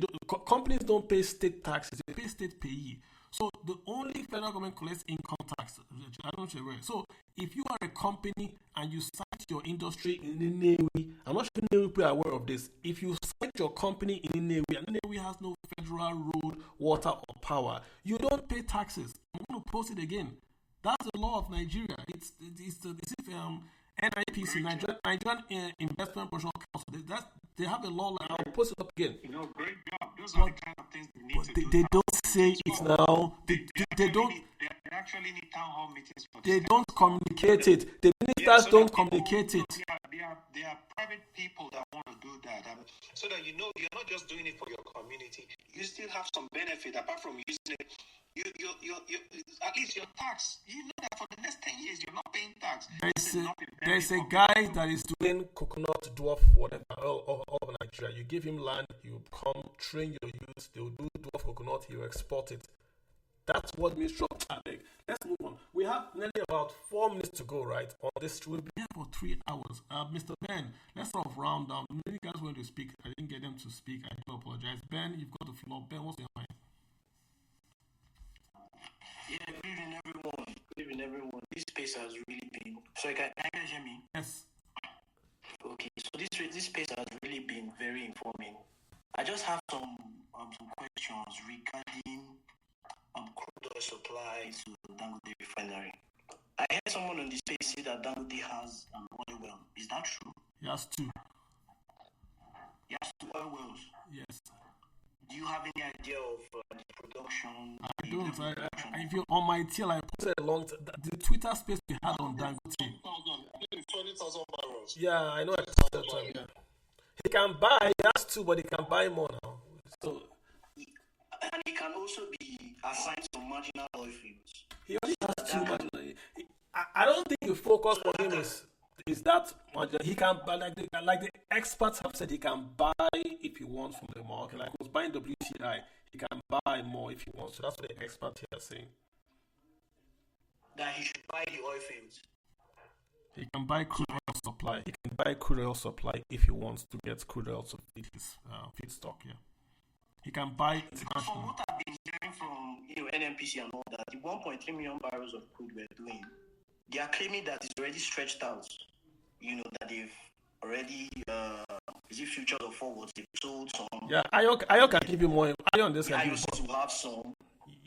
So it's like they are trying to tell us that they can't supply him enough. Yeah, because they've done deal. I think Ayo NAPC gets 450,000 barrels a day. That's that allocation of 450,000, right? That's NAPC's allocation. Yeah. So the rest goes to ICs. Yes. How many barrels does Dangote need for feedstock? It's 650,000 barrels. And NNPC saying the 450 that they have, some part of it has already been pledged. You remember you took a loan. You took a loan from Afrexim Bank, 3 billion. That's the collateral. So yeah. Wow, that's a tough situation. Let's put in prayers. We really just need to produce more crude. Exactly, bro. That's the bottom line. That's what we're ignoring. That in the end, that there's some oil wells in this country that are dormant, or maybe the production is not up to. Yes, because you have Niger Delta militants, so no one's going to go there. The stealing and all that. Yeah. So there's no investment coming in that area, in the upstream sector. Exactly. That is the big issue. That is the big issue out of everything from what I've seen. We just need to... Again, look at Twitter I posted of Obasanjo, Yar'Adua, Goodluck, and Buhari. Look at the steep decline in oil production and then compare it with the subsidy payments. So when you produce more, you can sell more and afford a subsidy. Tinubu got in 1.3 million barrels a day. He can't do subsidy. But his ministers are not explaining this thing as plainly as possible to Nigerians. And even if they do, Nigerians have the right to reject it because they are buying private jets. That's the problem. Yes. Guys, we've got to... They are being frivolous with their spending. There you go. Okay. All right, folks. In front of us here. Gotcha. Hey, guys. It's been an excellent discussion. Excellent. We've talked about the economics of the oil. We've got lots of experts here that came. Everyone loves Nigeria. We want to see a better Nigeria, irrespective of what they say on Twitter. We want this country to succeed. We cannot have businessmen, guys that have no investment banking at the helm of affairs, and we can't solve issues like subsidy. Nigeria's budget is 5 trillion, about nearly 6 trillion. With 6 trillion, you can afford to hire people that know what they are talking about. They give you advice and you implement it. I refuse to believe that we don't know what to do. It's rather we don't want to know, or we don't want to do what we know to do. And that's a big problem. So, on that note, guys, I think we can do better. We can't just, like we say, put our hands in the air and say, well, let's hope for the better.